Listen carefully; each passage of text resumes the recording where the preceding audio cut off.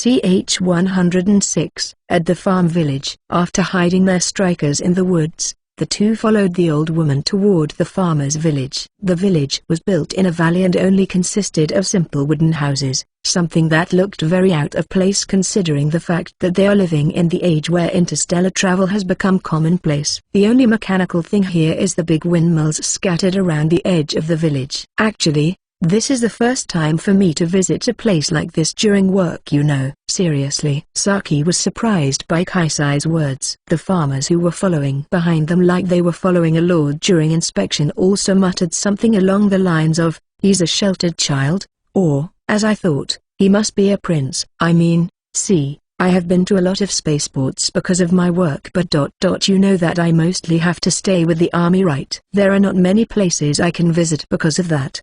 I guess that's right, huh? Even with the Kalanchian army, Kaisai is still restricted from going out. It would come as no surprise for him to be treated the same in other armies as well. Still, I don't actually feel like I've been here for the first time. You know, this place looks just like my hometown. It's hundreds of thousands of light years away and the people here aren't even Terrans. It's strange, don't you think? Kaisai said as he looked around. Certainly, this village has a similar atmosphere to a Japanese farm village.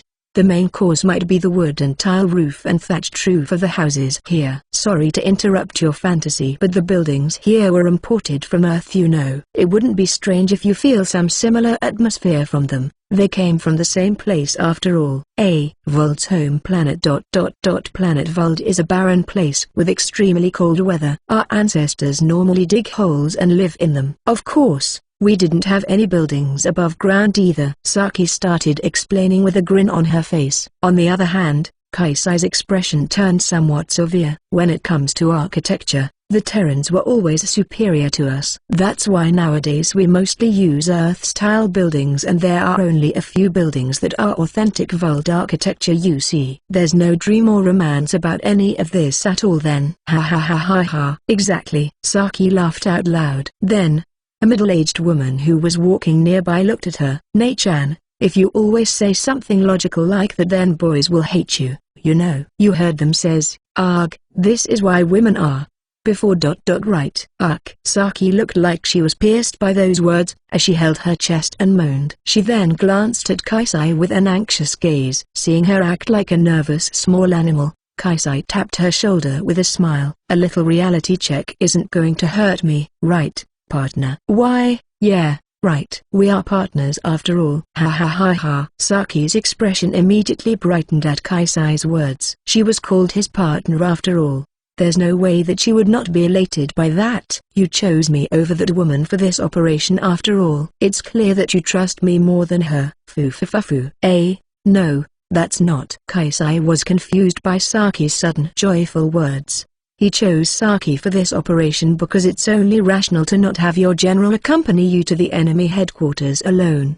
He didn't choose her because he prefers Saki over Schlier. Still, saying that out loud would needlessly discourage her, so Kaisai chose to shut his mouth and swallowed his words down. "We are here." When they were having such a conversation, the old woman suddenly stopped her feet. In front of her is a large wooden 3-story house. That being said, her house is not particularly big compared to the surrounding houses. Since Volds all usually have a big family, the surrounding houses are also of a similar size.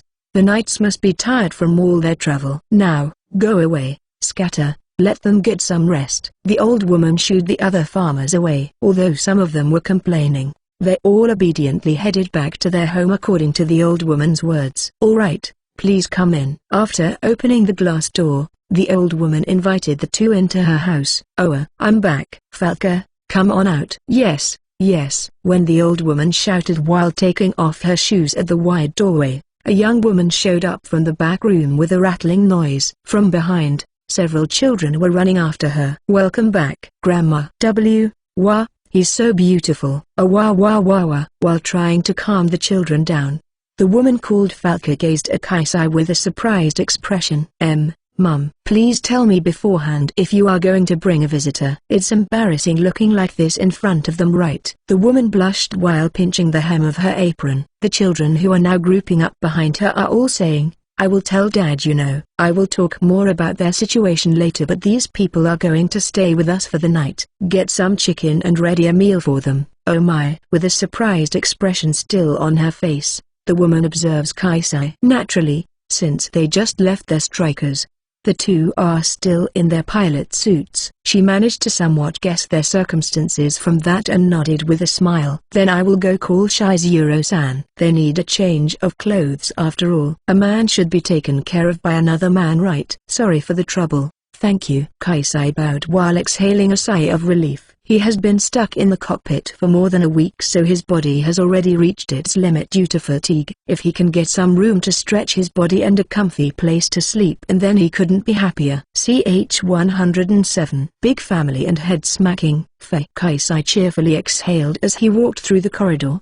He had just come out from the bath and his hair was still wet. The old woman urged him to take a bath while they were preparing the meal, so he took the chance to wash his pilot suit and change into a more comfortable dark blue yukata. "I'm done with the bath." Saying so, Kaisai opened the sliding door to the living room. Even though it is called a living room, it's dozens of tatami mats wide. If anything, it might be more accurate to describe the room as a lounge of a traditional Japanese inn or hot spring. However, just as the room is large, there are also a lot of people inside, more than a dozen in fact. The age groups are quite varied from elderly to toddler. These people are the family that lives in this house.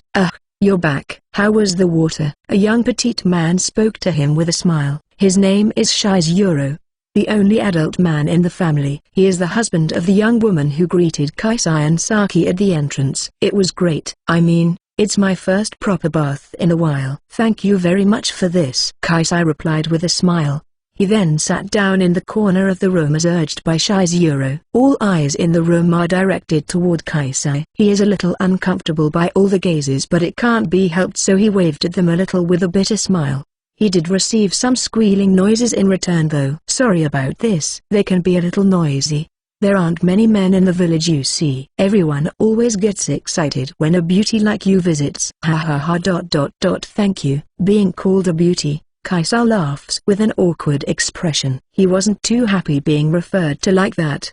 If he has to be honest, he would rather be described as a cool person instead. Nichan. While he was chatting with Shizuru, 3 girls ran up to Kaisai and Saki with loud footsteps. Their appearance looked like they are still elementary schoolers, and all 3 of them had similar faces. As it's pretty normal for Volds to birth twins or triplets, these children are probably one as well. What is it? While being taken aback a little by their enthusiasm, Kaisai managed to answer. In return, the girls smiled and asked him a question. "Nichan, where did you come from?" "That's some difficult question. Before I came here I think I was in." "You're wide open." Gwa?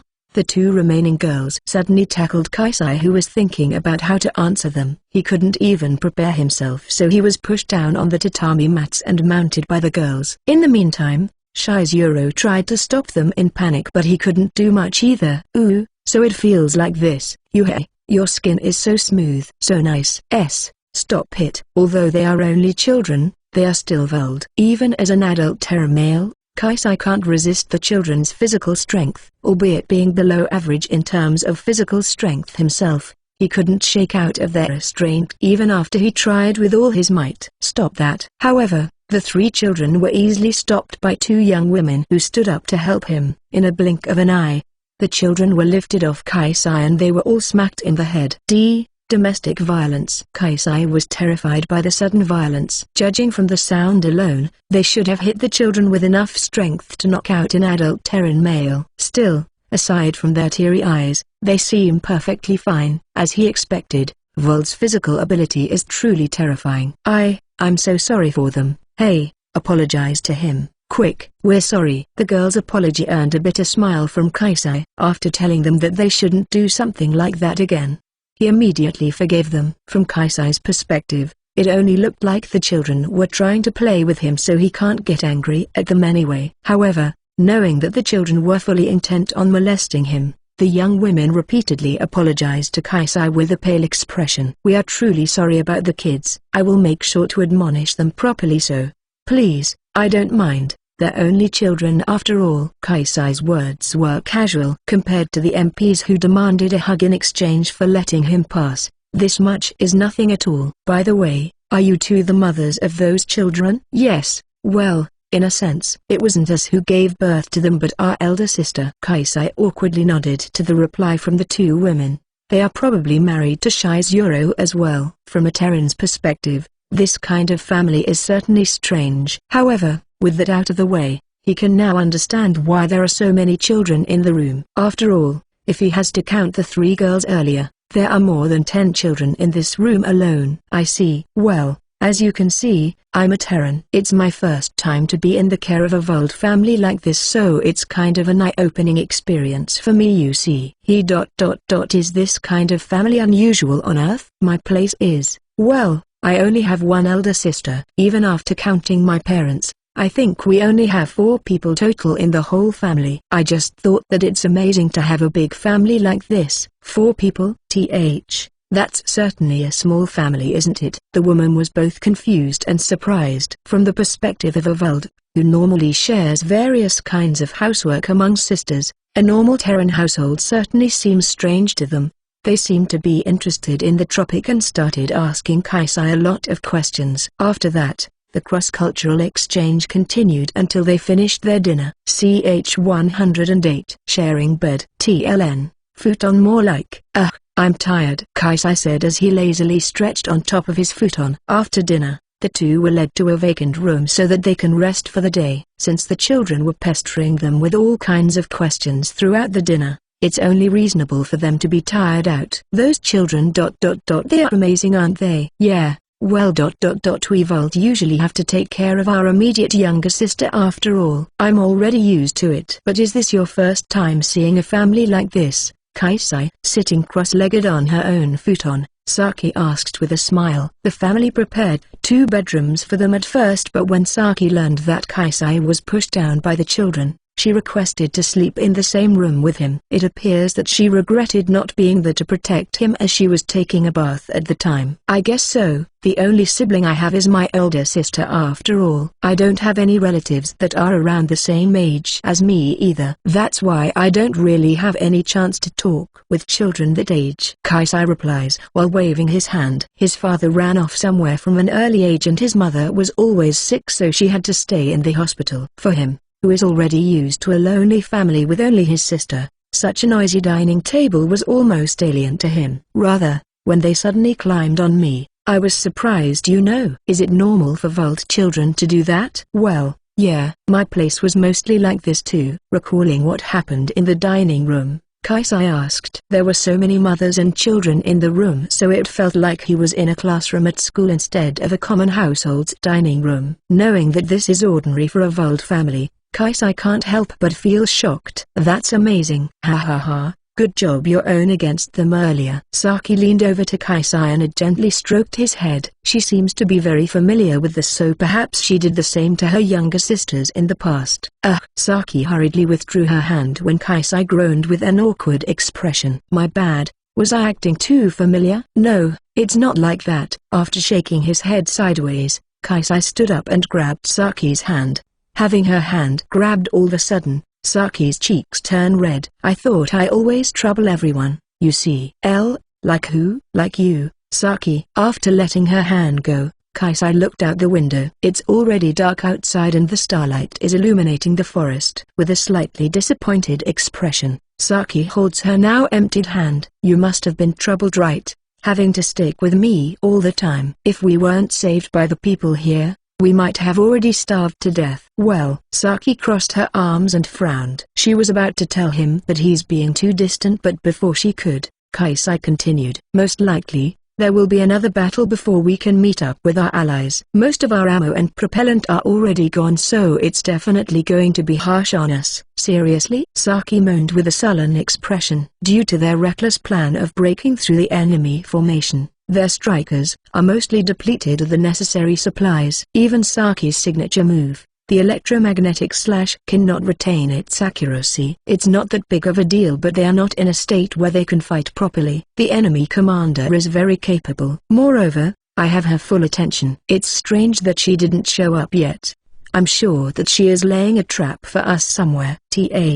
That woman's no joke after all. Well, all is good as long as we win. It will be super troublesome to deal with her, but I'm looking forward to it," said Kaisai with a grin. He doesn't seem to be discouraged at all. On the other hand, Saki's expression turned even more strained. "So, since you have to go along with my hobby, I'm feeling somewhat guilty, you see. No matter how much you like playing with fire, there should be a limit, you know." "Well, that's true. Still, the next battle will be one that both I and her will give it our all.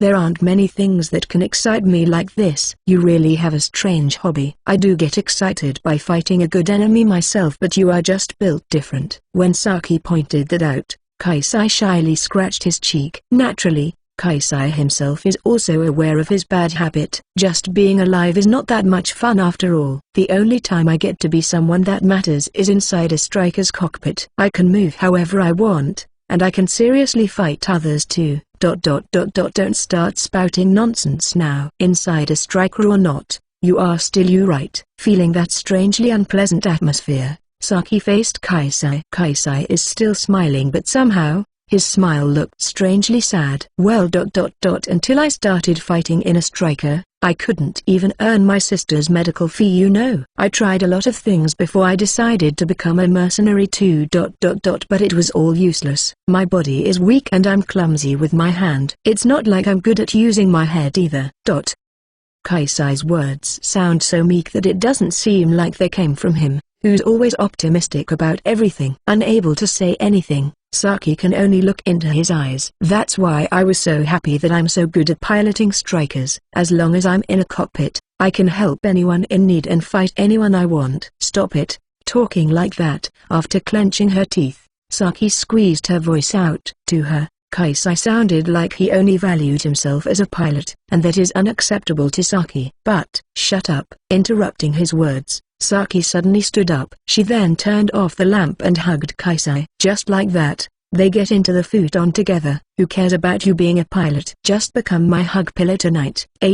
How did it come to that? Kaisai was surprised and tried to wiggle out, but he couldn't escape Saki's firm embrace. The soft touch on his back also made him a little uncomfortable. He usually has his guard up and always puts on a poker face, but due to his tiredness and Saki's suddenness, he couldn't fix his expression. That's why, in this rare moment, his face turned bright red. "I don't want to hear you rationalizing everything anymore. Tonight you are my hug pillow." "Any problem?"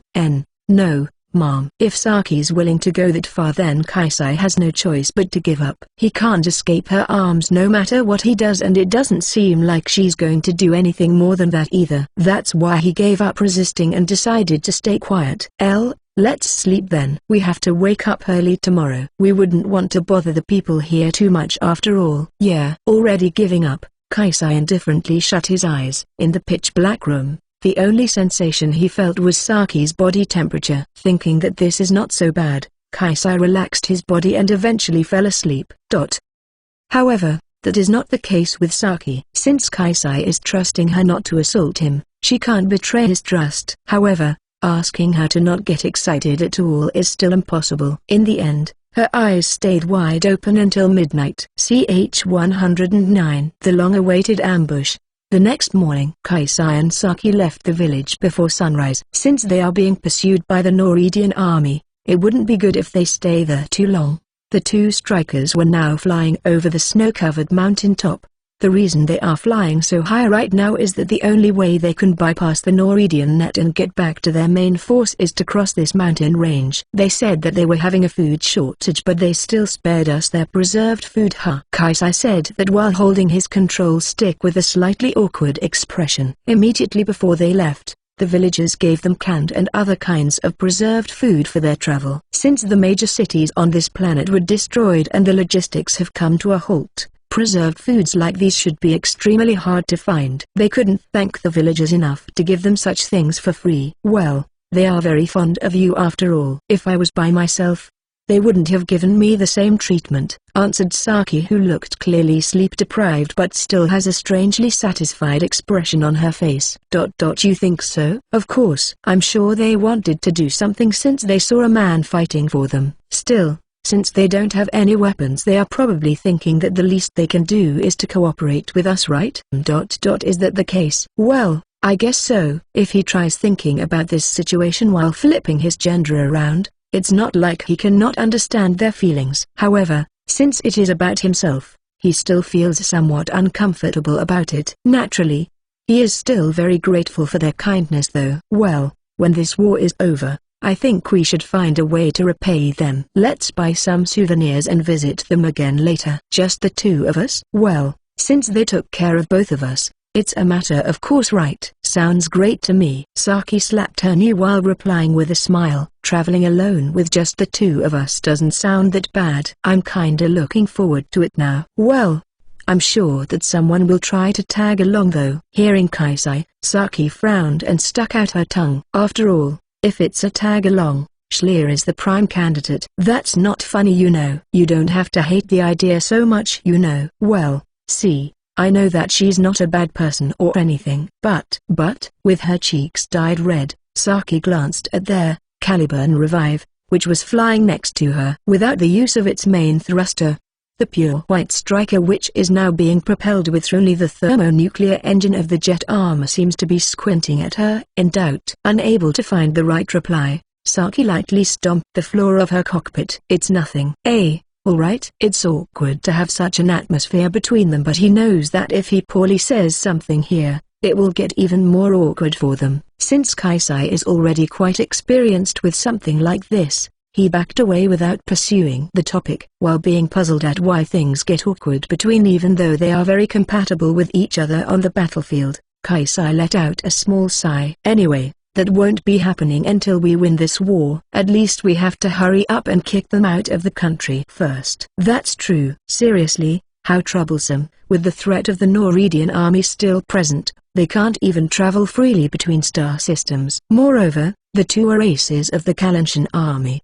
They will not be in a position that can move as they please until the war ends. While wishing for some leisure time for herself, Saki has a bitter expression on her face. We don't even know what's going on with the main force after all. I hope they are doing fine though. Well, they should be fine. We've already shaken their chain of command after all. They shouldn't be able to chase after our main force after that. Haha. That's true. It must have been pretty embarrassing to let us get away even after going through such a disgrace. Their general should still be writhing in agony.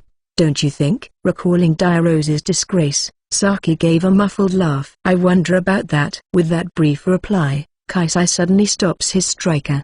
He then plugged the cable from the extra-large particle magazine which only has a few ammunition left into his blaster rifle. Well, let's go ask her ourselves. With a grin, Kaisai looks up to the sky. When Saki followed his line of sight, she saw 5 strikers heading toward them in the cloudless blue sky. She can only make out the outlines of the machines, but it is clear that they are not your ordinary jetter. It was Diaroses, Zentis, that they fought the other day along with 3 of the 4 Hevnis and Valentinas, Orthogratza. It's just like how you predicted yesterday. As I thought, they were waiting for us. They brought all their Zenith with them too. Hearing Kaisai joyfully saying that, Saki felt cold sweat run down her back. The battle is 2 against 5. Moreover, the spec of the enemy machines far outclassed theirs. No matter how strong Kaisai is, can they really win against them when most of their supplies have already been exhausted?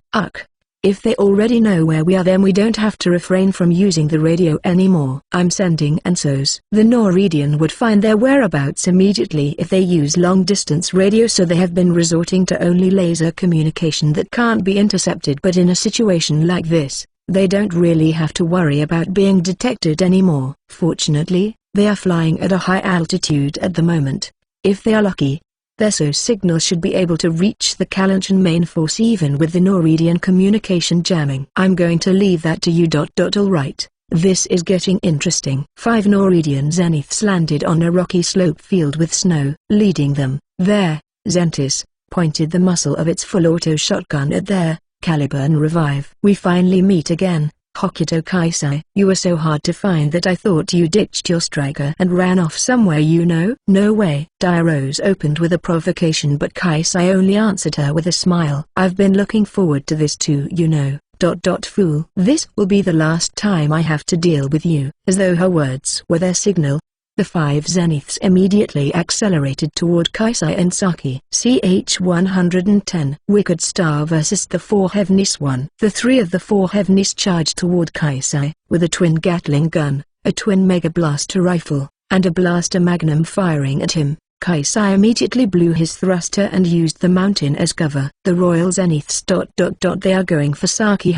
Diarose and Valentina did not charge at Kaisai. Their plan is probably to deal with his wingman while leaving Kaisai to the 4 Heavenlies. Can you hold on until I get rid of these guys? Who do you think you are talking to? I will shoot them down myself. Saki's desperate voice made Kaisai smile. I will leave them to you then. Alright!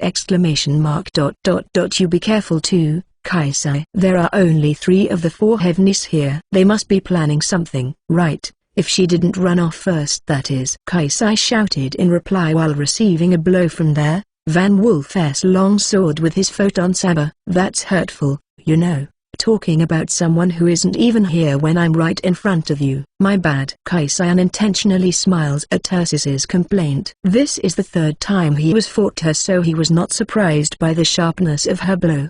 Besides, she is not his only enemy. The heavy-duty Zenith, there, Payfield, is firing at him with 4 powerful cannons. Stay still. I won't let you off if you accidentally shoot me in the back, okay? You idiot noble. Who are you calling an idiot noble? You stupid commoner. In addition, there is also there, Zareva, who's blasting its Blaster Magnum at Kaisai accurately between there. Payfield's attack. Even Kaisai can't counterattack in a situation like this. Right now, he's currently avoiding their shots while occasionally hitting some back toward them. Wahahaha. I'm in a tough spot, aren't I? In the previous battle, Kaisai was able to gain a considerable advantage due to the dense forest. However, this time, even though they are fighting in a mountainous area, there's practically no cover for him as they are fighting near the mountain top. Kaisai couldn't be in any worse situation. Whoa! The barrage from the twin Gatling gun swept the snow surface, causing a small avalanche. Kicking off the snowy slope, Kaisai fired his thruster at full power. While escaping the cloud of smoke, he also deflected the shot from there. Zareva's Blaster Magnum back at it. Same trick over and over again. Making a sharp turn, Nora managed to avoid the deflected beam. On the other hand, Ursus immediately filled in that gap and thrust full speed at Kaisai with her long sword.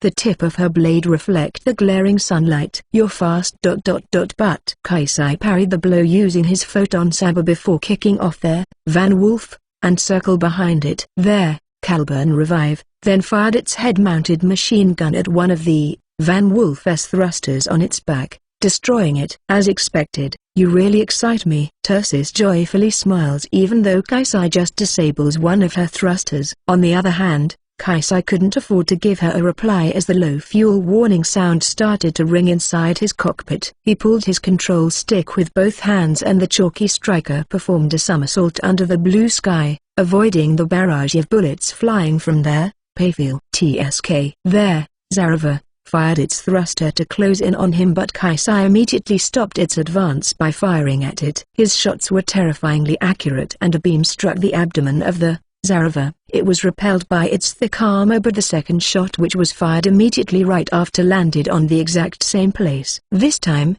although the shot did not penetrate, there, Zareva's armor surface became red hot. Damn you! Nora screamed as she put her all into avoiding the third shot. Cold sweats started to gather on her well-arranged face. If her evasion was only a little slower, there, Zareva would have been shot down already. I guess I was being too hasty too. At the same time, Kaisai was also being cornered. He only has one last round left in his blaster rifle, so he can't use the same trick anymore. The reason behind his impatience is that he wants to get rid of them quickly to go help Saki. As strong as she is, the glimpse he caught of Saki's battle at the corner of his eye is not looking too good. It can be said that she's putting up quite a proper fight, even though she is up against 2 Royal Zeniths that are overwhelmingly superior in terms of performance. She probably can't keep up with them for long. Unwilling as I am, I have to admit that you are not someone I can face alone. If you want to laugh at our cowardice, then do it. Eleanor, who saw through Kaisai's dilemma, said that in a tone that is a mixture of sympathy and awe. He's a pilot that can put up an equal fight against 3 of the strongest strikers and pilots the Nord Empire has to offer. Knowing that this situation is anything but normal, Eleanor no longer has the prideful attitude she showed at the Four Heavens meeting. I won't laugh. Still, this is both fun and frustrating at the same time.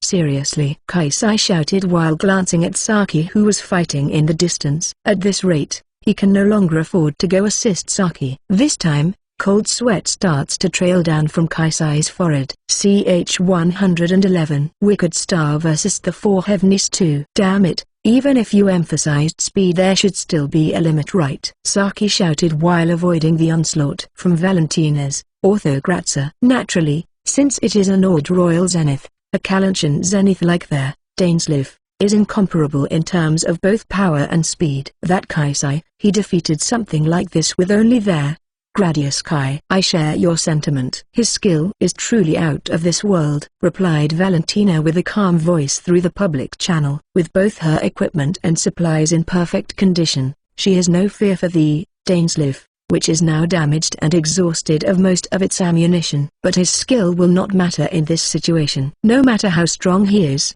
the victory will be mine, Diarose triumphantly said as she fired her full auto shotgun. Some of the scattered shots also hit the Orthocratza, as she continues to blast it, but it's not particularly a problem. Anu, please don't use your shotgun in close quarter combat. A couple of rounds from this thing won't even scratch your armor, right? Start acting like an imperial princess and stop making a big deal out of it. The two were arguing, but they were not careless enough to let up their attack. While blocking the beam fired from their Orthocratza's lance, Saki fired her submachine gun back in retaliation. However, Valentina easily avoided it with agile movements. Phew, ha ha ha. You did well fighting us this far in that scrap metal. I will give you that. Diarose's laughter echoed as their Zentis accelerated toward Dainsleif. Saki readied her hand to unleash the electromagnetic slash, but before she could unsheathe the sword, Diarose's whip was swung toward her. Whoa, that almost got me. Saki groaned while watching the lightning-infused whip cutting through the sky. A whip has a longer reach than a sword, so in a melee fight, it is quite a troublesome weapon to deal with. Judging so, Saki decided to fire her head-mounted machine gun to retaliate, but her bullets simply bounce off their Zentis S armor. TSK, guess I can't do it like Kaisai, huh? Your back is wide open, you know. Relying solely on her reflex, Saki managed to avoid the lance of the Orthocratza, which came at her from behind. The tip of Valentina's lance only scratched the paint off her armor, but using the moment she leapt away, Diarose caught the Dainsleif with her electric whip. Sparks run through their Dainsleif, and the current flows through the insulator, electrifying the cockpit. Along with Saki's scream, their Dainsleif crashed onto the mountain surface. Ha ha ha ha, music to my ears. Why, you bitch. Rolling on the ground, Saki desperately avoids the pursuit from their Zentis longsword. She tried to fire her thruster to fly away, but after the initial leap, her striker abruptly came to a stop with a loud noise. It appears that she is now out of propellant. She can still use the extra mobility from the jet armor, but in the end, it is only a support device. This means that their Dainsleif has lost most of its mobility. This is bad. HMPH, end of the line, huh? Valentina muttered with a sympathetic look and fully fired her thruster to charge at their Dainsleif, which is now lazily floating in the sky. Not yet. I can still fight. However, Saki hasn't given up yet. Pressing a switch on her console, Saki cut off the recoil control and fired her head-mounted machine gun. Using the recoil and the thrust from the jet armor, she managed to move away. What? Valentina was surprised by Saki, who barely managed to avoid her charge. On the other hand, Saki pulled the trigger with a smirk. Eat this. The electromagnetic slash was unleashed. The blade, which was ejected at high speed, assaulted the Orthocratza. The sound of metal clashing metal echoes, then, wah! The blade of her katana, which had already reached its limit due to the continuous battles, shattered. As her eyes track the fragments of her blade which are scattering in the sky, Saki's expression froze. The victory would have been yours if you were in a perfect condition. You have my sympathy. On the other hand, the unscathed Valentina muttered so with a difficult expression. She then pulled out the photon saber mounted on the waist of the Orthocratza, and aimed it at the defenseless Dainsleif. It was a good fight. Imitating Kaisai, she thrust her photon saber at the abdomen of the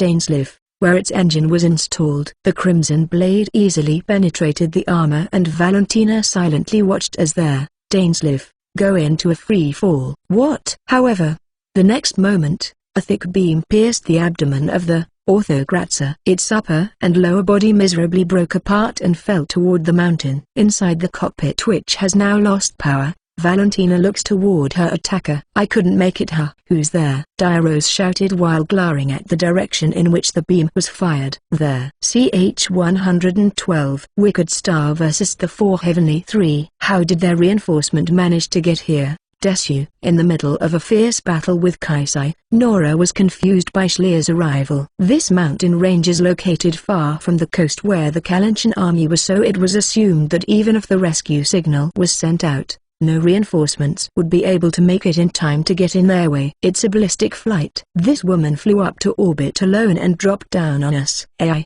how annoying. TLN, ballistic flight is the method of flying relying on gravity. Looked it up on Wikipedia. Lol. Diarose bitterly complained as she moved in to engage Schlier. Normally, any aircraft that attempted to climb up to an altitude high enough for the ballistic flight would be shot down by the Norwegian anti-air defenses. However, relying on the mobility of her zenith, Schlier forcibly pushed through. The proof is that her soldiers are not with her right now. I was always on standby in case we receive a rescue signal, you see, Schlier replied with a full-on smug face. Although the Dainsleif was shot down, it was confirmed that Saki was safe and she managed to avoid the worst-case scenario. Moreover, she also took down Valentina with a surprise attack and is now holding Diarose back for Kaisai. I will hold this woman back. Please take care of the four Hinvenlis, Kaisai-san. Leave them to me. Kaisai replied with a grin while parrying Tersis's longsword with his bayonet. He also tried to kick at the abdomen of the Van Wolf, but as expected, its shield was too thick. Tersis-sama. Hearing Eleanor's voice, Tersis immediately backed away. At the same time, a barrage from their Payfiel's twin Gatling gun heads toward the Caliburn Revive. Kaisai stepped away to avoid it. His propellant is running low, so he cannot make any big movement using the main thruster. If he had used his thruster to avoid the earlier barrage, the propellant would have run out already. HMPH, look at you. You can't possibly hold out much longer even with that striker's help. You think so? Kaisai replied to Eleanor's provocation with a triumphant smile, but the reality is that this situation is still very disadvantageous for him. During that exchange, the blaster magnum was fired at him again, so he had to hide behind a rock, but there, Van Wolf immediately started pursuing him. Kaisai's photon saber managed to receive Tersis's blade, but since he took her blow head-on, he was greatly pushed back by its power. I wanted to battle you with a striker of similar spec, but, while her voice was filled with regret, Tersis's attack was fierce. She keeps pursuing Kaisai with a series of skillful attacks. Unable to cope with her, Kaisai kicked the ground and retreated backward. I got you. Tersis did not let that chance go and sharply stepped in to swing her sword down. You fell for it. However, there, Van Wolf's legs were entangled by Kaisai's wire gun, making it flip and roll on the ground. This is it for you. No, I guess not, huh? Catching a glimpse of the Zarova, and there, Payfiel, aiming at him to provide cover for Tersis, Kaisai's expression turned troubled albeit happy at the same time. He gives up delivering the finishing blow and instead uses his head-mounted machine gun to fire at the thruster on the back of the Van Wolf, which is still lying defenselessly on the ground. The main thruster seemed unable to withstand the second shot, causing a small explosion. What are you doing attacking a disabled opponent, Desu? So strong, as I thought. Ignoring Nora, who immediately condemned his action, Tersis muttered that with an ecstatic expression. Clearly agitated by the situation, Eleanor also starts to break into cold sweats. A cornered rat will bite a cat. This is going to be tough for us. In that state, a calm voice unfit for the heated battlefield rings out. This is Lyran. I am in the sniping position. Ready when you are. Finally. Don't mind us. Take the shot now. Roger that. The figure of Lyran's striker cannot be seen at all in the surrounding mountaintops. So, where is she? The answer is space. Weather data calculation. Completed. A purple striker was floating in the low orbit of Senstorot. It is equipped with a long blaster cannon that is more than twice its length, its muzzle pointing down at the mountain ranges. Adjusting aim. Alright. Lyran's striker is also equipped with a high-performance active stealth device. Even with the latest high-performance radar, it is practically impossible to spot its location from the planet's surface. In the first place, even if her location was found out, a common striker does not have any weapon that can counterattack through the thick atmosphere. This attack that outranges everything by making use of the overwhelming distance is a sure win strategy devised by Lyran, who's the most afraid of Kaisai. Above all, it felt reassuring that she does not have to deal with a counterattack from him. Locked on. Using the maximum zoom, she locks her sight at the pure white zenith projected on her aiming monitor and licks her dry lips. Firing. The next moment, a shot of outrageously compressed particles was released from the chamber and accelerated to sublight speed by the innumerable magnetic rings inside the barrel. The crimson ultra-high power beam instantly penetrates the atmosphere and falls toward Kaisai. The snowcap immediately turns to steam with a big explosion. Oh ho ho ho ho! Now the wicked star is finished. Desuwa. As the steam explosion rocks the mountain, Eleanor's laughter rang out. CH 113. Wicked Star versus the Four Heavenly Four. D. Did we really do it? H. How terrible. Dairose screamed as the mountain surface was covered in the pure white mist from the steam explosion. Although she was the one who decided on this strategy, she said that as if she had no responsibility whatsoever in it. That being said, it appears that she meant what she said, as tears can be seen on the corners of her eyes. However, her worries were completely unfounded. This is Lyran. My striker was shot down. I cannot continue the operation. H. How? Eleanor was inevitably confused. There, Caliburn Revive should not have any weapon that can pierce through the atmosphere. Moreover, the idea that the Kalanchian army attacked Lyran, who had a state-of-the-art active stealth device, was simply ridiculous. The detail of this operation, where they stationed Lyran as a sniper from outside the atmosphere, is supposed to be a top secret only known to Dairose and the Four Heavenlies along with a few other people. Lyran was in low orbit, you know. There's no way that an attack from his striker can reach that far. How did his attack reach Lyran? The answer is simple. He avoided Lyran's shot with a paper-thin margin and fired his blaster rifle back at almost the exact same trajectory of the incoming beam. The place where the high-power beam from Lyran's sniper cannon passed through became a vacuum for a moment, and with no resistance from the atmosphere, his shot easily reached her location in the low orbit. Moreover, his beam went inside the muzzle of a blaster cannon filled with compressed particles. Naturally, what followed was a gigantic explosion. A light-armored striker like Lyran's cannot possibly withstand such a large explosion. Lady Eleanor, look out! He's still. Tursis tried to warn her comrades, but it was too late. From amidst the steam, the pair of blue shining eyes glare at them. Then, there, Payfiel's twin Gatling gun was destroyed by the photon saber that was silently thrown toward it. While Eleanor was making that disgraceful scream, there, Caliburn Revive fired its thruster and closed in on their Payfiel, like it was cutting through the cloud of steam. Still bewildered, Eleanor couldn't cope with that sudden charge. With her sluggish movement, "I'm taking you first." While parrying away the Mega Blaster rifle she hurriedly held up to protect herself, he drove the bile bunker into the face of the Payfiel. With its head pierced, there, Payfiel stumbled backward. Stop, Eleanor pleaded, so but the bile bunker mercilessly proceeded on to assault the abdomen of the Payfiel. Although that did not pierce through its thick armor, Eleanor, who felt the strong impact inside her cockpit, involuntarily covered her mouth. One more. Since she was still in shock, she couldn't deal with the follow-up attack. Following the noise of the stake being winded back, the second strike from the bile bunker pierced through the armor and disabled their Payfiel's engine. Along with that graphic voice, there, Payfiel collapsed.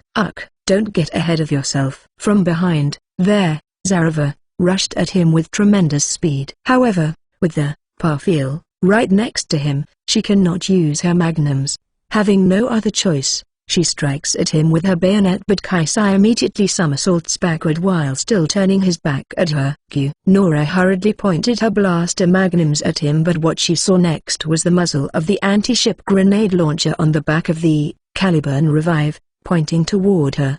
With no time to avoid it, she reflexively guarded the body with both arms the moment Kaisai fired it at her. A big explosion followed and the arms of the Zarova were blown away. "Why, you little..." Purely out of spite, she fired the grenade launcher installed on their Zarova's chest, which there, Caliburn Revive, easily avoided. Landing behind there, Zarova, there, Caliburn Revive, once again fired its thruster. The thrust lasted for only a few seconds, but it was enough to propel him toward her. Seeing the iron stake reflecting the sunlight, Nora lost control of her bladder out of fear. In less than a second later, a devastating metallic sound echoes. Unlike with the Payfield, the abdominal armor of the Zarova was easily pierced with one blow, since her regenerative armor was already exhausted from the earlier shot from his anti-ship grenade launcher. With its power cut off, there, Zarova collapsed. However, due to the continuous abuse, the iron stake has bent out of shape. As the bile bunker tried to wind back its stake, it made a strange noise and began to tremble.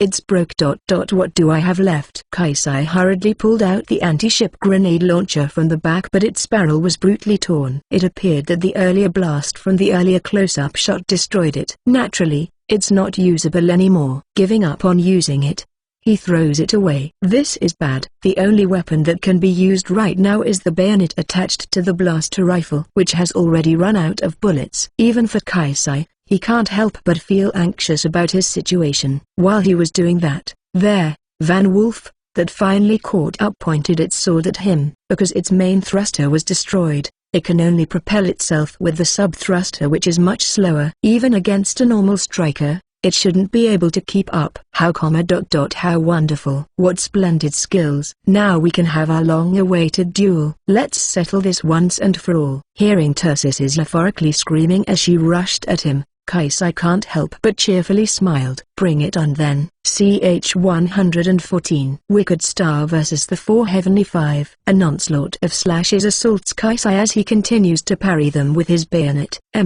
However, it's clear that he is at a disadvantage. In terms of both power and speed, there, Van Wolf is overwhelmingly superior. Each time he blocked her attack, there, Caliburn Revive would take a step back. With no propellant left, it's also impossible for him to leap away and get some breathing room either. If our strikers were on par with each other's, I would have been beaten already. Seriously, facing a strong guy like you.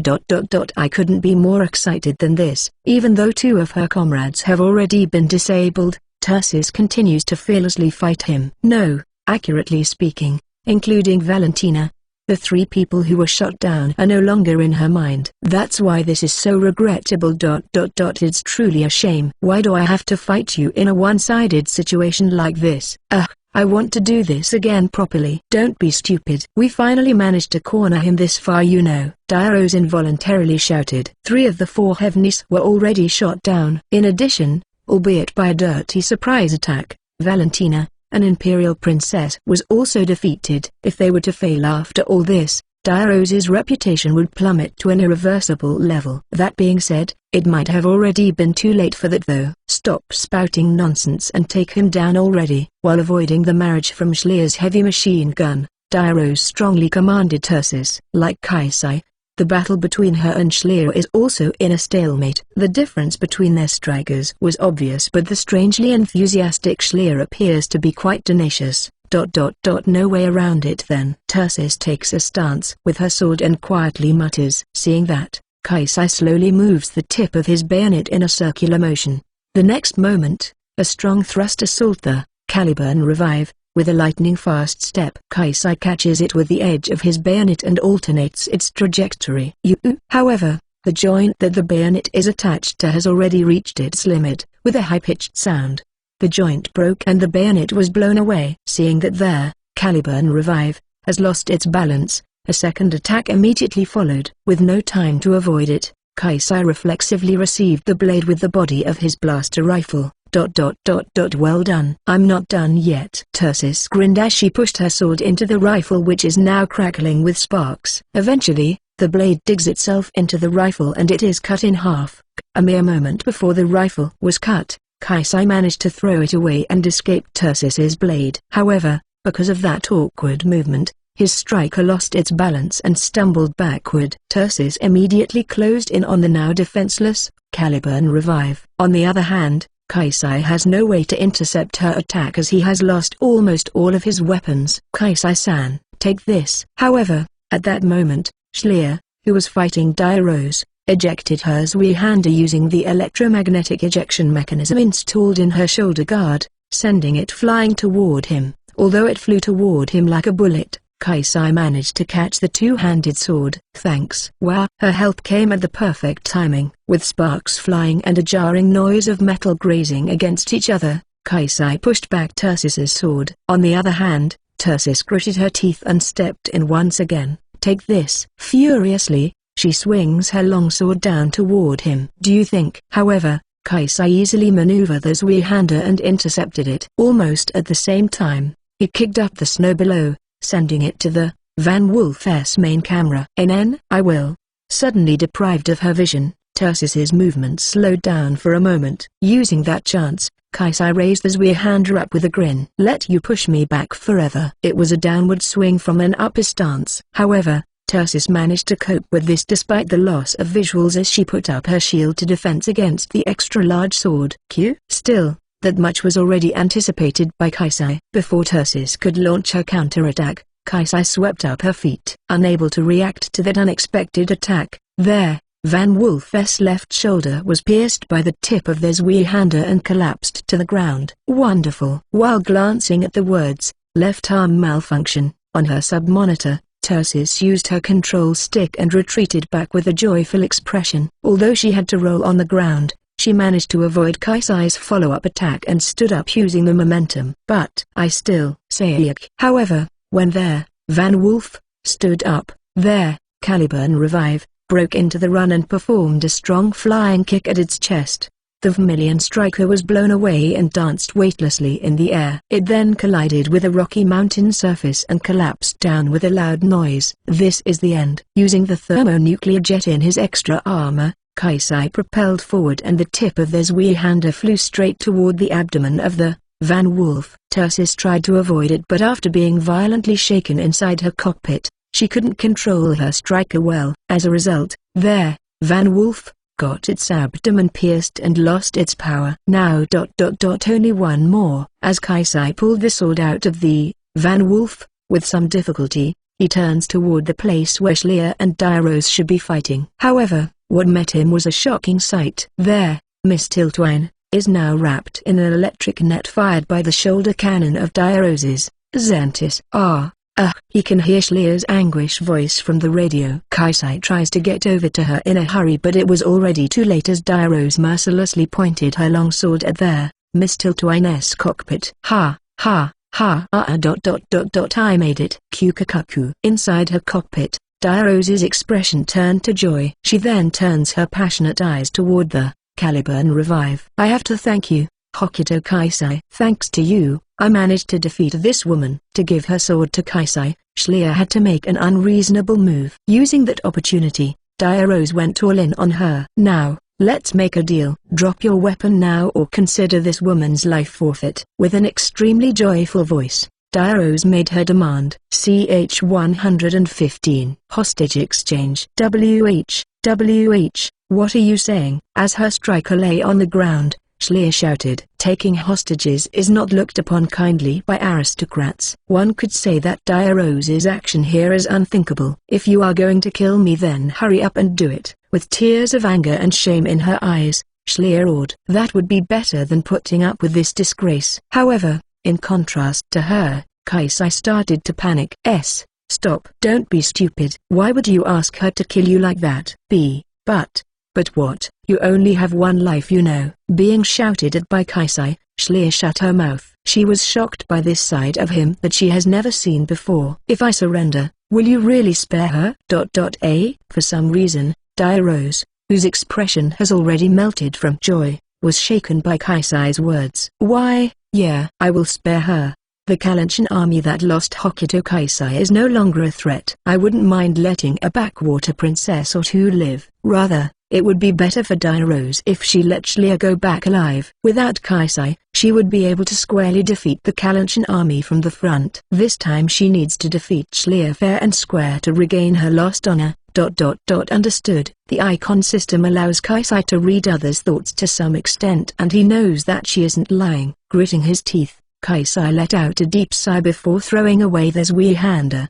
his only remaining weapon. Kaisai-san, Schlier shouted with an almost crying voice. Dairose, on the other hand, excitedly exhaled with her heated breath before replying to Kaisai with a big smile. All right, now walk over to me. Slowly. If you make any strange movement I will stab the cockpit.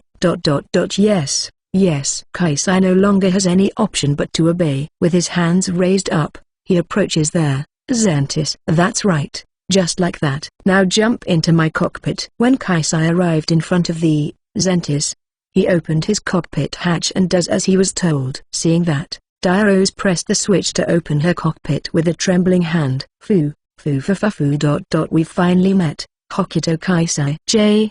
Just like rumors, it seems that you are quite a beauty, huh? Kyukaku. You damn pervert. Go burn in hell, you despicable woman. Schlier screamed as she can't bear what's happening. But it simply went through Dairose's ears. With excitement, Dairose looks at Kaisai's body as if she was licking him whole. Oh, oops, it seems that you are packing something dangerous, huh? Ditch that holster. I didn't put a gun in this though. Kaisai seems extremely unwilling to throw it away, but this is no time to be making excuse. He removed his lollipop holster from his thigh and threw it out of the cockpit. Good.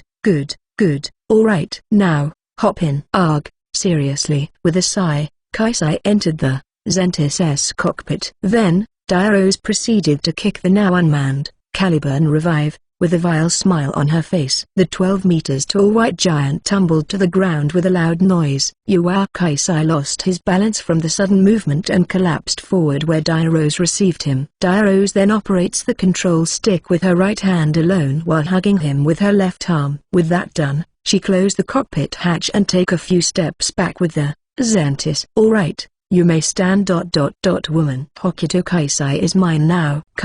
While clenching her teeth with enough force to crush them, Schlier slipped her striker out of the electrifying net and stood up. She wanted to just blast Dairose's striker away with her blaster cannon, but she can't do anything as long as Kaisai is in there with her. I will give you a 1-week truce. Well, do your best to build up your army until then. As long as the Kalanshin lost their joker, Hokuto Kaisai, they won't be able to win against the better-equipped Noridian army. The Noridian army is overwhelmingly superior in both quality and quantity. Moreover, with the cornerstone of their morale lost, the Kalanshin surely can't put up a decent fight. All that is left is to decide on how to play with them, thought Dairose. Still, it is not something that they can settle in a couple of days. Although she wants to finish this as soon as possible, Dairose decided to give the Kalanshin side a small grace period. Now, hurry up and get out of my sight. As I promised, I will let you go back alive. Kyukaku.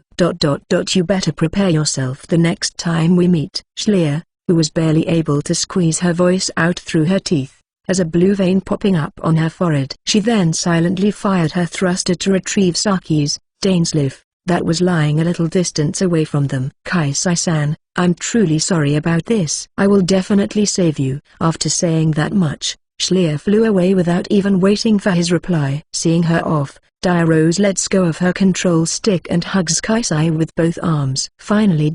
Finally I got my hands on you. From now on you are mine. I won't let anyone else have you. With a hot breath blowing on his ears, a chill ran down Kaisai's spine. CH 116. The hostage ace. Game over, huh? Kaisai groaned as he rolled on top of the luxurious canopy bed. It's nice to be able to lie down on this fine bedding, but due to his situation, he can't enjoy it at all. After all, he is now a prisoner. It had already been more than a full day since he was captured by Dairose. Kaisai was brought aboard the Adele Vanson, the Noridian flagship, and is being held captive in a lavish room. What should I do now? Naturally, the door is always locked and he can't escape. While opening the refrigerator in his room, Kaisai sighed.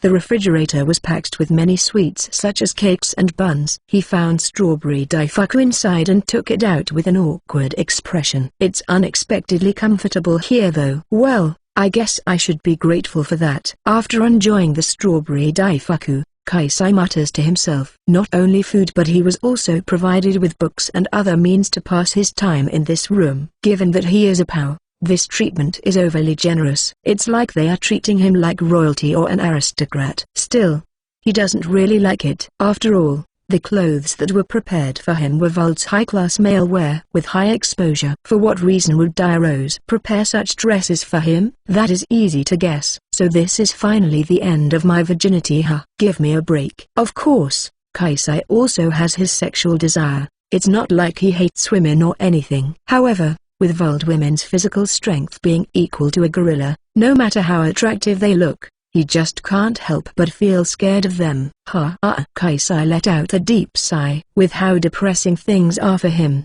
he threw himself back on the bed and buried his face on the pillow. Scent of roses. Is it perfume? He lifted himself up and whispered. The bed itself is very good and it is absolutely comfortable. Of course, they also tidied the bed perfectly, but he can't help but notice the lingering scent of its previous owner, meaning someone has been using it before him until recently. Just whose room is it? It is clear that this is not a room designed to hold a pow. Not only the bed but also the furniture and decorations all have traces that they have been used every day. Feeling a strange chill, Kaisai let out another sigh. Oi, I'm coming in, okay? Suddenly, the door opened. It was Diarose who entered the room. While ignoring the surprised and stiffened Kaisai, she locked the door behind her. I brought you food. With that said, Diarose put down a box with sushi inside. The box contains plenty of sushi that was clearly made of organic ingredients. I never could have imagined that the general herself would deliver me my meal, you know. HMPH. I would be troubled if you got taken away by a random soldier after all. The only kidnapper here is you though. Such thoughts came to Kaisai's mind, but it seems that Diarose is in a good mood, so he didn't say it out loud. Does it look like anyone wants to kidnap me? Huh? Diarose mockingly smiled at Kaisai before walking in front of him. Then, she strokes his cheek before lifting his chin up with her finger. Have you never looked at yourself in a mirror? No matter what situation you are in, there will always be people who want to take you away, you know. Since it seems that I'm held in such a high regard, I guess I should be happy about it. Well, you don't have to worry about that anymore. You won't be able to escape from me after all. Kyukaku. With a sickening grin, Diarose fondly wraps her hands around his cheeks. She then proceeded to gently rub them. I wouldn't want you to go hungry, so eat this. That's my order. As your master. Master ha. I understand. He indeed has no right to protest here. Kaisai went to the bathroom and washed his hands in the wash basin. Behind him, Diarose followed like a stalker. As he returned and took his seat, Diarose sat down face to face with him. I think I can't finish all this alone, so would you mind helping me? HMPH, you are a light eater, huh? Can't be helped then. Diarose happily agreed while Kaisai had an awkward expression on his face. However, he didn't say anything and started eating the sushi. As he expected, the ingredients seem to be organic and they are all very delicious. Their tastes are incomparable to the synthetic products he usually eats. However, his psychological state doesn't allow him to fully enjoy them. How's the taste? You like them? Yeah. Sure. Glad to hear that. Kyukaku. Diarose, who stared at him as he ate, seemed to be really enjoying herself. She expresses her joy not only through her expression but her whole body. It wouldn't be strange if she suddenly starts singing. While being confused by this strange atmosphere, Kaisai slowly eats the sushi. On the other hand, Diarose was eating at more than double the speed he was eating. Still, her eyes remain locked on Kaisai. Because of that, he can't help but get uncomfortable. Does it taste that good? Even though the taste is the same as usual, it's strangely delicious today.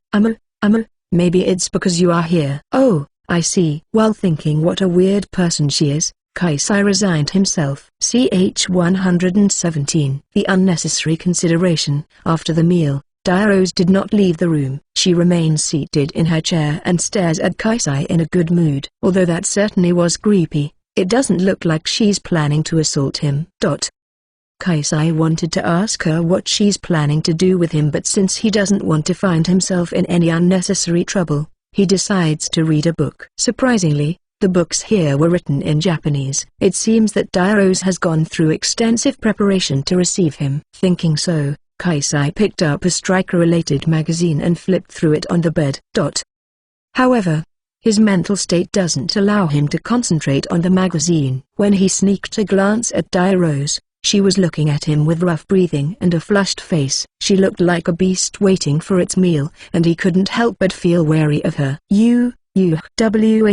What? In response to Kaisai's voice, Dairose shot up from her chair like a spring toy. Kaisai's body started to shake, but using his courage, he continued, "Do you want to play a game? I don't have anything to do after all." Since if he left her like this, it felt like she could jump on him any moment, Kaisai decided to find something to pass time and calm her down. Fortunately, there are plenty of options to pass time in this room. Fume. Fume. So you don't want to bore me, huh? Aren't you quite considerate? As expected, Kaisai couldn't just say, "No, that's not it," to her. On the other hand, Dairose headed to the shelf in the corner of the room and took out a set of a board and a box. "Since you are a Japanese Terran, you should be able to play shogai, Japanese chess, right?" Saying so, she put them down on the table. Looking at it, they are certainly the shogai set that Kaisai is familiar with. Since for Veld, chess is one of the most popular Terran board games, Kaisai was surprised that she took out a shogai set. "Yes, well, I know how the pieces move." While giving her a nod, Kaisai sits down across from Dairose, who happily opens the box and begins to set up the board for them with the pieces inside. "Please go easy on me. To be honest, I'm not that good with this." HMPH, I wonder about that. Personally, I don't think that it would be necessary for me to hold back against someone who has already beaten me on the real battlefield though. Dairose replied with a cheerful smile, but Kaisai did not feel like she's being humble at all. To think that you still lost even with the 8-piece handicap. TLN, there are a lot of handicaps in shogai, from 1 to 10-piece handicap in which one side do not use some of their pieces. Dairose moans while looking at the board. This was already their 10th game and Dairose has been giving Kaisai more and more handicaps for each match, like using only her soldiers, gold generals, and kings. Even so, Kaisai always ends up with a complete defeat. The difference in their skills is too big. Naturally, the current score is 0-10 with Kaisai's losing streak. I mean, no matter how weak I am.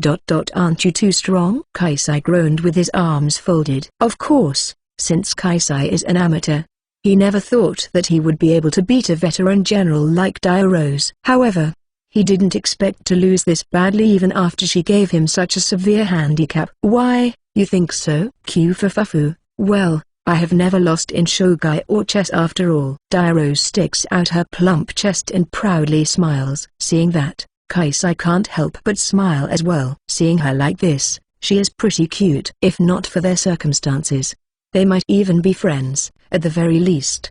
The rumors he heard about her being a ruthless and sadist general were completely dispelled. "But it must be boring for you to play a one-sided game like this, right?" "Sorry about this." "What? Don't worry about it. In the first place, I usually don't have time to play shogai like this. This is pretty fun for me, you know." Looking like she's truly having fun, Dairose shook her head sideways. As the next Empress, she doesn't have many chances where she can spread her wings freely. Just seeing Kaisai groaning while moving his pieces was already fun enough for her. Now then, I guess it's time, huh? Suddenly, Dairose checked the time with her pocket watch. She then stands up with a big smile and puts her hand on Kaisai's shoulder. "Alright, let us proceed to the main course." As she said that, Dairose swiftly circled behind Kaisai and lifted him up in a princess carry. What is it all of a sudden? Kaisai can get what she's intending to do from her action alone. After all, he can see the flame of lust behind Dairose's eyes. That being said, he doesn't understand why she decided to do it now. Weren't we playing shogai normally together until just now? Normally, if a person planned to assault me, they would have done it from the start, you know. It would be bad for your body if you move around too much after the meal, right? That's why I have been patiently waiting for this moment. If you are that considerate of a person, then please consider it about something else. Specifically speaking, can't you please be considerate about my human rights? Kaisai complained and thrashed around, but unfortunately, Dairose has a perfect hold on him. Just like that, Dairose carried Kaisai out of the room while humming to herself. CH 118, The Offering 1. Since Terrans are fragile, being too forceful might make him die from the shock.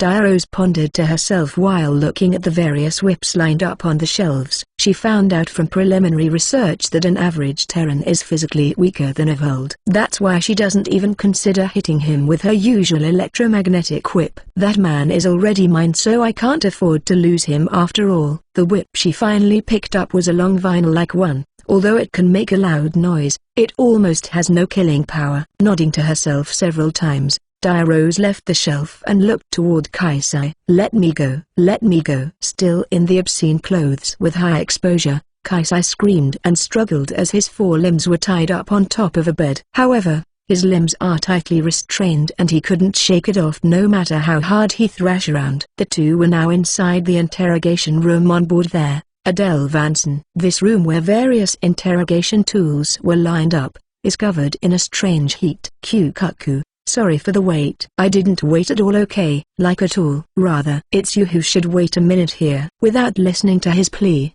Diarose operated the terminal on her bosom. The bed lifted up with the sound of a rotating motor and stood upright. Naturally, Kaisai, who was restrained on it, is now looking like he's being crucified. NNN. Nice view, don't you think? Seeing him like that, Diarose showed a small smile and licked her lips. She then purposely walks toward him while making her footsteps audible and licks his neck, which is drenched in a cold sweat, with her bright red tongue. Hoa, you pervert. Kyufu, Kyukakaku. That's right, I am a pervert. But it's your fault, you know. I am this pent up because you were too excellent on the battlefield after all. How's that my fault? You are. As though she has no intention to answer his question, Diarose traces his body using her tongue. His arms, navel, nape, cheeks. Truly the choices of a pervert. While feeling the strange sensation of having his whole body licked, Kaisai screams, "You pervert, disgusting beast!" His words should warrant Diarose beheading him under normal circumstances, but instead, it seems like she's enchanted by it and accepts his insults. Her eyes are completely euphoric and hot breaths are leaking through her teeth. Ha. That's right. More. With a burning flame of lust, Diarose approached Kaisai. However, the door to the interrogation room was suddenly opened. Anu. Did you Wow. It was Valentina who entered the room. When she swept her eyes around the room and spotted Kaisai being tied up and her sister indulging in a perverted act, her body immediately stiffened. Oh, I forgot about you. I did call for you. Panicking a little, Diarose took out the terminal and operated it again. Then a thick glass wall came down in the middle of the room and the door locked behind Valentina. Anu, so you are going to do it after all? Please, no. Some shame. Guessing the situation, Valentina's face turned bright red, and tried to protest, but it was too late. She and Kaisai are now separated by a glass wall. Valentina gazes at Kaisai with a worried expression. But of course, the thick bulletproof glass cannot be easily broken. I told you before, right? If I get my hand on him, I will give you a special seat. I thought that I should keep my promise, you see. Diarose said that as she ignored Valentina's protest. Recalling her sister's words, Valentina narrowed her eyes and glares at Diarose. Don't worry, I will at least let you lick him after I'm done. I wouldn't let you go all the way with him though. This man is mine after all. Diarose followed with it and turned toward Kaisai. Now we have everyone. Very well, let's get started, shall we? Saying so, Diarose pressed her lips against Kaisai's. A passionate kiss where saliva was exchanged. Diarose's tongue invaded his mouth and Kaisai's eye turned to a dot in surprise. On the other hand, Valentina violently slammed the glass wall and swore at Diarose. How was it? My first kiss. Was it sweet? How would I know? Kaisai tried to glare at Diarose, but he was suddenly assaulted by a strange feeling and choked on his words. His body turned strangely hot, and for some reason, the pain he felt from the restraint that tied him to the bed is turning into pleasure. Feeling like his heart is burning, Kaisai's breath begins to get rough. Thiz. It's aphrodisiac. Vold's saliva contains an aphrodisiac component. Keep it together, Valentina shouted with a bitter expression. That's right.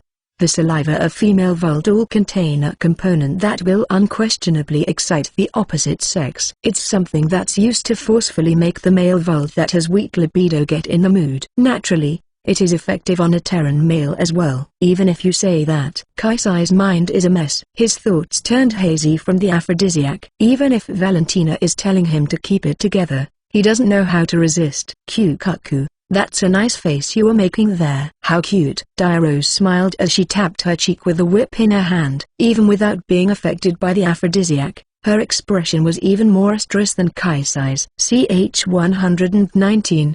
The offering too. With the sound of something cutting through the air, Diarose's whip assaults Kaisai. Hearing that loud snapping sound, Valentina's body trembles. Ah, that hurt. Contrary to his expectations, the pain wasn't so bad, but Kaisai still involuntarily screamed. The location where he was struck by the whip is tingling, but he felt strangely comfortable with it due to the aphrodisiac. I don't have that kind of hobby, you know. It's okay, you will enjoy it soon. Her answer was merciless, and her whip ruthlessly keeps assaulting Kaisai. Each time her whip struck, it was accompanied by Kaisai's scream. After about 10 lashes, Diarose suddenly stopped her hand. She looked so excited before, but now her expression seems calm for some reason. How strange. This doesn't feel right. Confused about it herself, Diarose struck Kaisai with her whip again. Even though Kaisai let out a scream that should excite any self-proclaimed sadist, she strangely doesn't seem all that excited. She involuntarily halted and tampered with her whip. Maybe spanking doesn't suit him, huh? Throwing away her whip, Diarose groaned to herself. She thought that she might feel something if she kept doing it, but it didn't do it for her at all. She wants to abuse him until he gives in to her. Thinking to herself for a moment, Diarose arrived at a conclusion. If hitting him doesn't do it for her, perhaps insulting him would. With her whip abandoned, she brings her face close to the sweaty Kaisai. Come to think of it, I've heard rumors about Terran before. It seems that for Terrans, it is normal for a man to court a woman, right? Diarose asked in a mocking tone. Of course, she is quite a Terran enthusiast herself, so she knows about the current gender equality on Earth. She only asked that as a part of her play. Considering that's the normal thing for you, how do you feel about your situation now? Don't you think it's shameful to be toyed with by a woman? Diarose says that while tapping Kaisai's cheek. In response, Kaisai groaned with his cheeks bright red. Cuckoo, I can't tell what you're saying, you know. Mind saying it louder? With a grin, Diarose pecked Kaisai's lips. She then continues by licking the sweat off his nape. I never thought that my own sister is such a shameless and cruel woman. No, some shame. As though she was disappointed in her sister, Valentina raised her voice. On the other hand, Diarose pretended to not hear her and muted the microphone on Valentina's side using her terminal. Now, no matter what she says, they won't be able to hear it.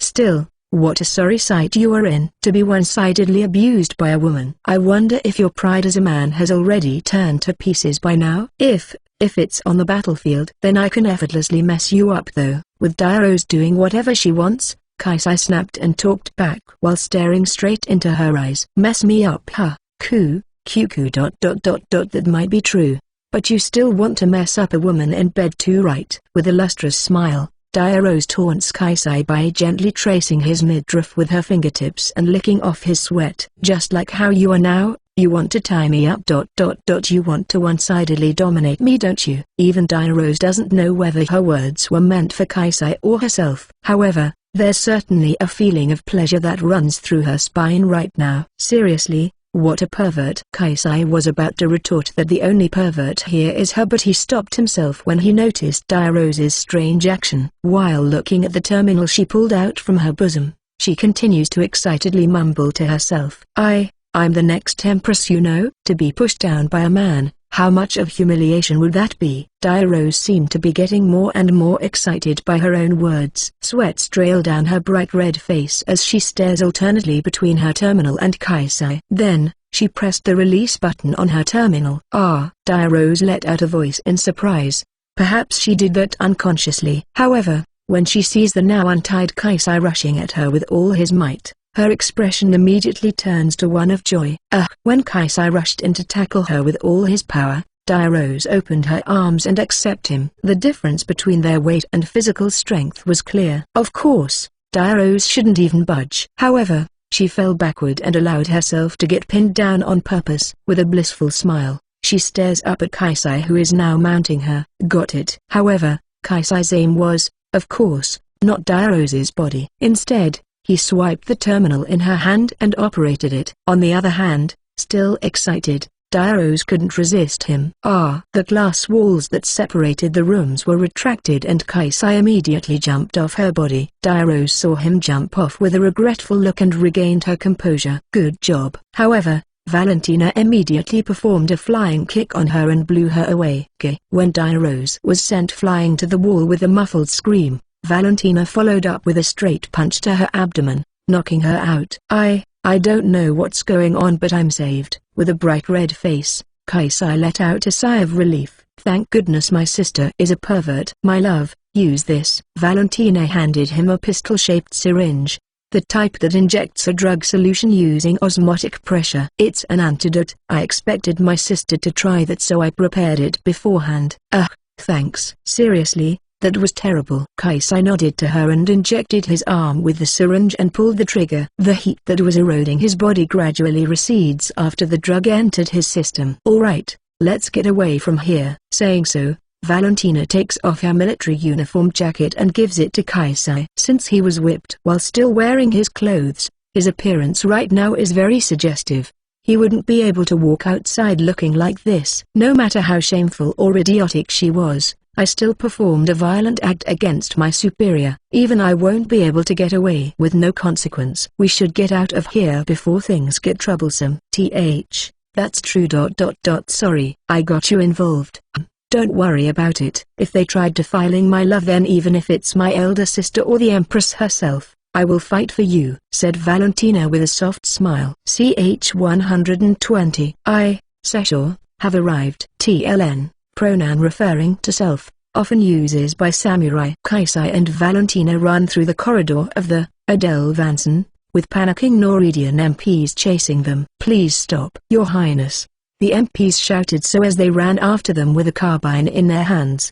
The interrogation room was located at the innermost part of the ship, and the news that Valentina knocked out Diarose quickly spread. With that being the case, Valentina, who is now a fugitive, has no choice but to run. After all, she could be sentenced to death if she doesn't. However, even though they are in such a situation, Kaisai's poor physical strength is slowing them down. While running barefoot, he is holding his mouth with a deep blue face. Sorry. Valentina hurriedly picks up Kaisai and Princess carries him. Kaisai is certainly thankful for her help since he's already at his limit, but it's still quite embarrassing. I'm sorry too. What? This is nothing for a lady. The term Lady Kaisai is familiar, does not refer to a woman who can run at full speed while carrying a man, but this is in bold context. Moreover, Valentina wasn't just putting up a strong face, as her running speed didn't drop at all even with him in her arms. Damn it. How invidious, how shameful. Captain, permission to open fire. You idiot. If you injure that man, you will be executed by Diarose-sama. You know, Diarose's fondness of Kaisai was well known in the army. After all, she gave up her own room for his accommodation even though he's their pal. Naturally, with her being the highest-ranking commanding officer of this expedition, her room is of the highest quality. She gave that room to Kaisai and instead moved to a guest room herself. Use the taser. If it's just a minor electric shock, then she might let us off. Roger that.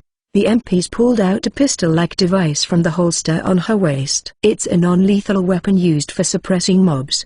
The MP proceeded to point it at Valentina with trained movement, but suddenly, she was attacked from the side. HMPH. Yua, a tall beauty with swaying crimson ponytail, smacked the taser away using a wooden sword. The MP couldn't respond to the unexpected attack and raised a scream. Tursis Stono, you came. Valentina screamed in joy. That's right. The intruder was the one called the Heavenly Blade, Tursis Van Mellemyam. Noticing the identity of the attacker, the MP stiffened. Tursis-sama, Valentina-sama is being accused of treason. Please do not get in our way. I don't need to justify myself, the captain protested, but Tursis's response was merciless. She lunged at the MPs and quickly take them down using her wooden sword. Naturally, the MPs were trained in interpersonal combat, but when it comes to swordsmanship, they can't possibly put up a decent fight against the Nord Empire's most prestigious swordswoman. Tursis? That striker with only sword and shield. So you remember me? Turcis's expression slackened as she walked up toward Valentina with her wooden sword resting on her shoulder. I heard that the cunning fox was about to lay her hand on you, so I was on my way to help, but it seems that I was too late. I'm sincerely sorry. Hearing that, the common soldiers around them who were observing the situation started to get noisy. Turcis is considered a hero of the Imperial Army. There's no one that would doubt the words that come out of her mouth. Her Highness Diarose. Forcing herself on someone like that. I thought that this would happen someday, but to think that she would lay her hand on such a cute man. Hearing the common soldiers start saying whatever they wanted, Kaisai shook his head sideways with a bitter expression. No, well. Since I am a prisoner, I never thought help would come. Thank you, you too. I've only done what is expected of me as a knight. Now, let's go. Your Highness Valentina. I have the strikers ready for us at the hangar. You are well prepared, huh? Are we going to escape in a striker after this? No, we are going to use my fleet. I've already told my subordinates about the situation, so you don't have to worry. Why, you are taking out an entire fleet? Isn't that too much? He thought that she helped him impulsively, but her plan was so meticulous that he can't help but think that she has been planning this for a long time. Ha ha ha, don't worry about it. The small details shouldn't matter, right? Why, since he's being saved right now, he has no right to complain. Anyway, our first priority is to get away from here. If we can get outside, then Prussia will be able to support us. Prussia, that super-fast battleship. The first Norwegian force that Kaisai fought against was the fleet under Valentina's command. He still remembers the large battleship she took command from back then. Being helped by the ship I just fought recently. I guess it's some kind of fate. As a mercenary, friends and foes can easily switch places. A situation like this does not occur so often. Thinking that fate is playing pranks on him, Kaisai involuntarily sighed. Ch 121. Don't just rescue someone to start a coup. According to plan, the three seized strikers from there, Adele Vanson's hangar, and escaped the ship. However, even with its commander out cold, the Norwegian army is not so amateurish as to let them go easily. Immediately after they left the ship, a unit was sorted to intercept and chase them down. That's a lot. Kaisai's face cramped up as he sat on Valentina's lap.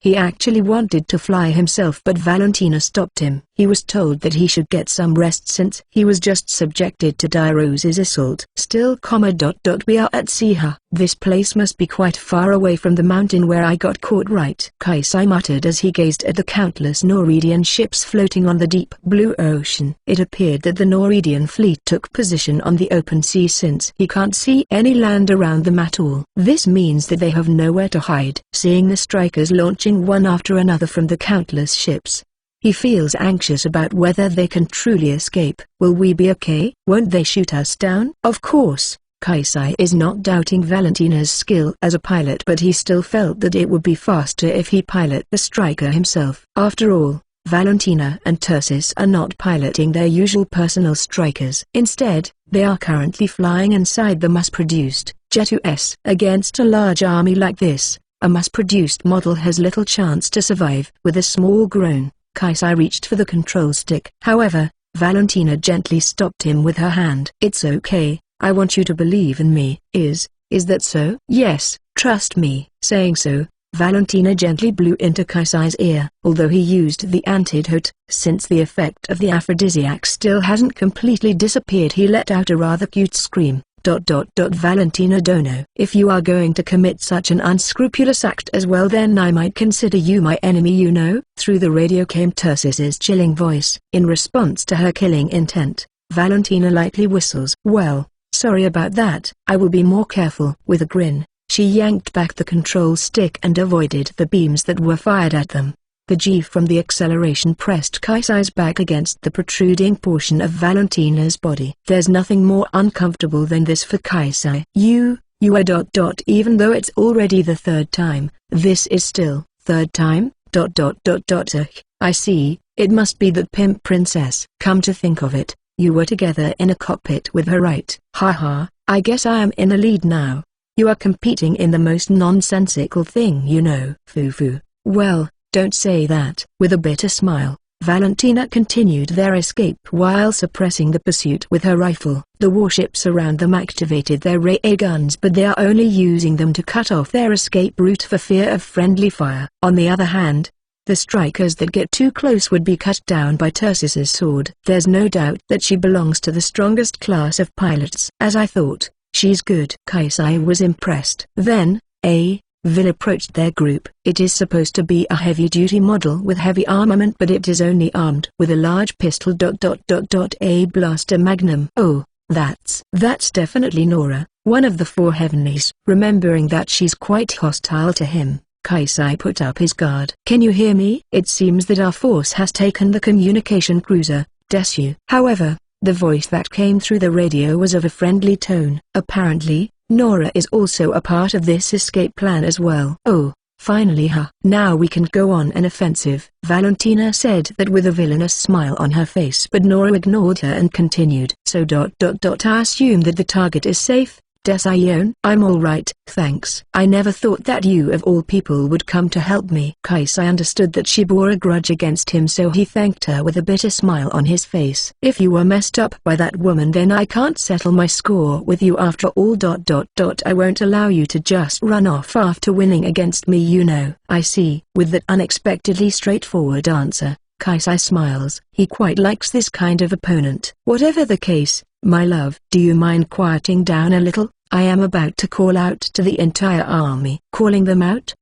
She said something about taking over a communication cruiser just now, right? Are you planning to hijack their communication? Something like that. Valentina nodded and gently stroked Kaisai's hair. She then operates the console panel that links her striker to the communication cruiser. Link established. Alright, we're good. After typing in some kind of code into the panel, the striker's AI announced with an inorganic voice. Can you hear me, soldiers of the Imperial Army? This is Valentina Tausagaran speaking. First, I'd like to apologize for the commotion I have caused. Valentina began to speak in a clear voice as though she's trying to make a speech. He doesn't know what she is planning to do, but Kaisai stays silent and lets her do her thing. However, I do have a good reason for doing this. To bring my sister's, Dirose's sin to the light, I must take a drastic measure. Suddenly, the movement of the Noridian army stopped. The person who they thought was a deserter was a member of the Imperial family. With the situation being so chaotic as it is, the army still doesn't have the full information yet. Even the striker pilots must have been sent out without being told the specifics. As repulsive as it is,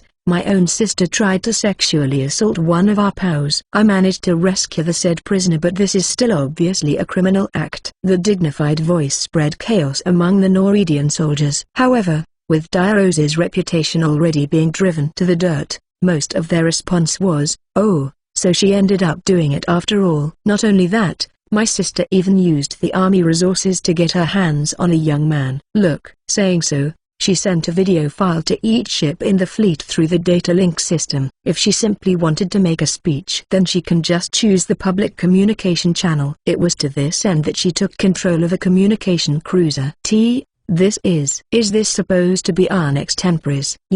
He's such a beauty. I guess it couldn't be helped if she resorted to dirty means to get her hands on him.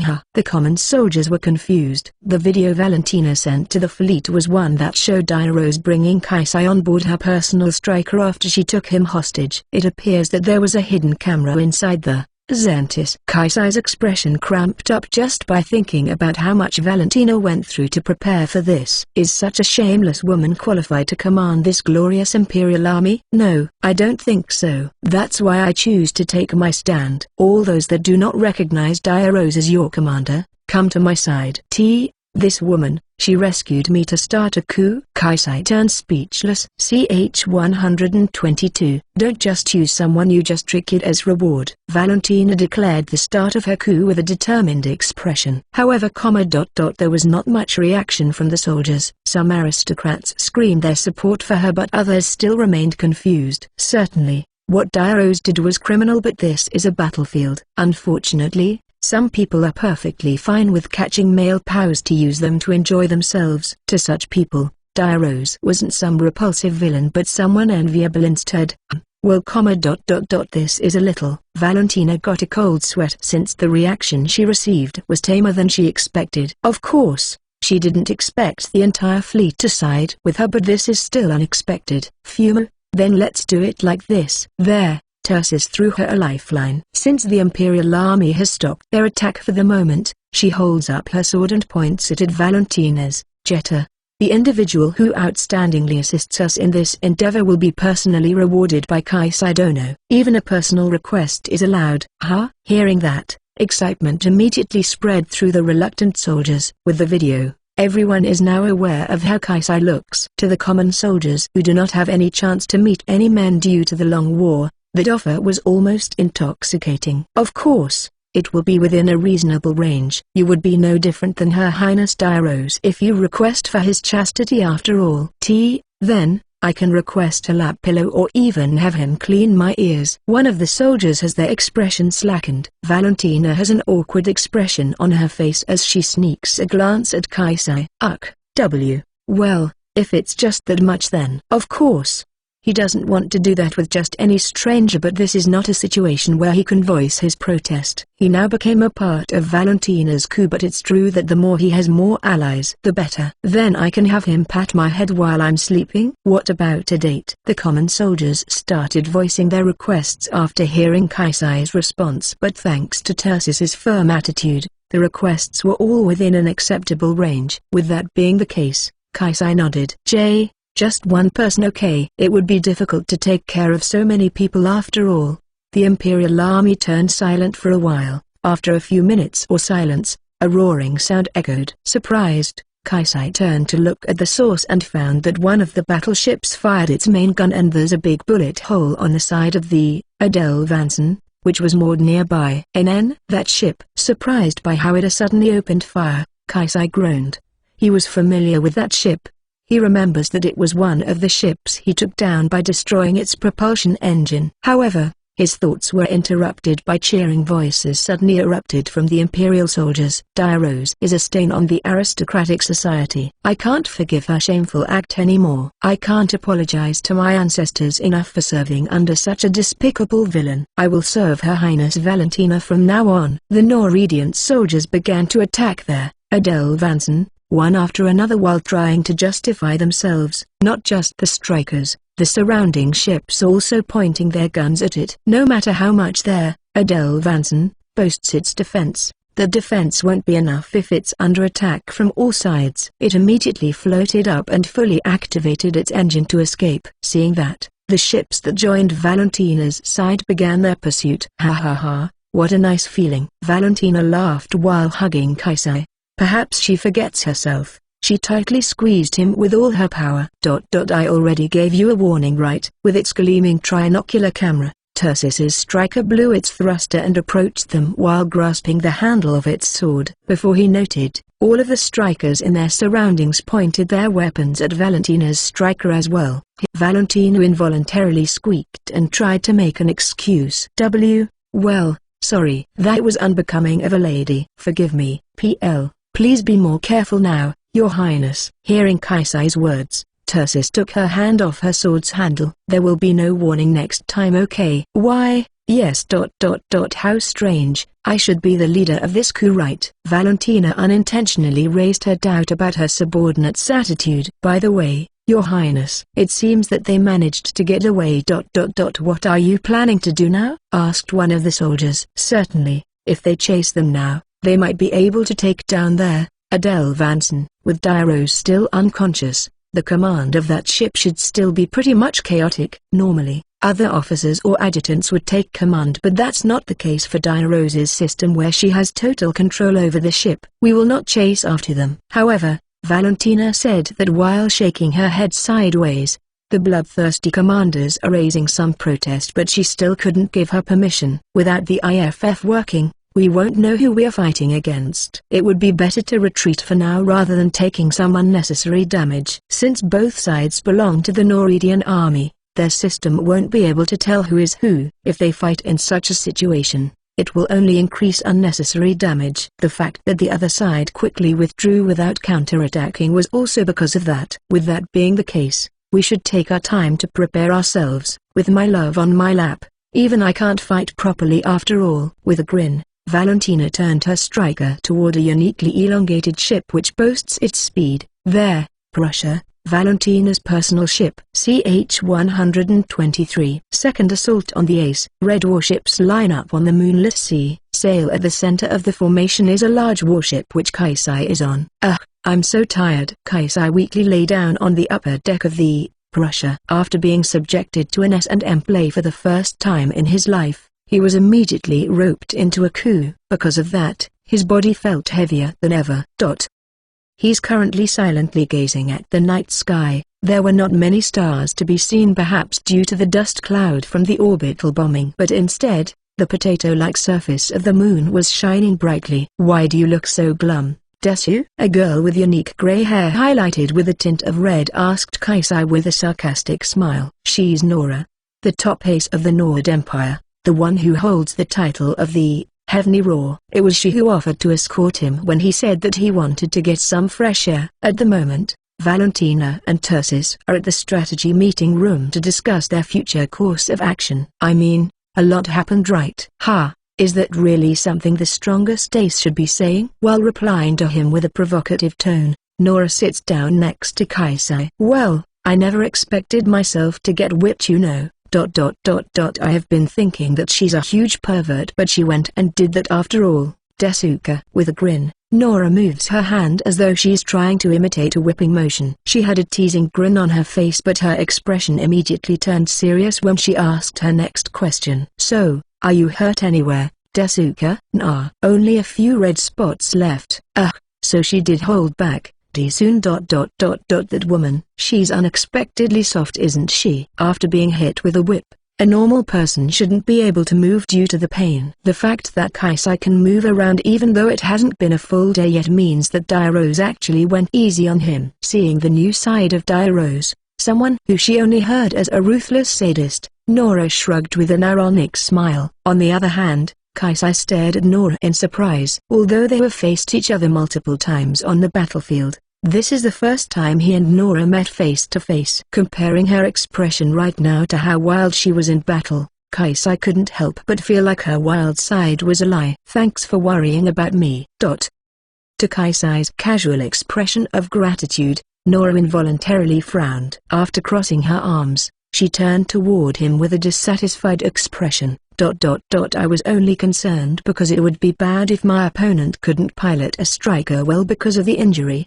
Desu. My goal is to beat you in your perfect condition after all. That's cool, you know. After all this is over, I will gladly buy your opponent. HMPH. Nora moodily stood up and grabbed Kaisai's collar before forcefully pulling him up. NNN. Kaisai was caught by surprise due to the suddenness of her action. Even though she looked small, Nora is still a Voldander Terran-like and couldn't resist her strength at all. Just like that, he was pushed into the back of one of the turrets on their Prussia's deck. Kaisai was pushed down to the floor and Nora mounted on his body. In the faint moonlight, Nora's face was dyed red and her expression was a ferocious smile with her two fangs exposed. Then how about we do it now?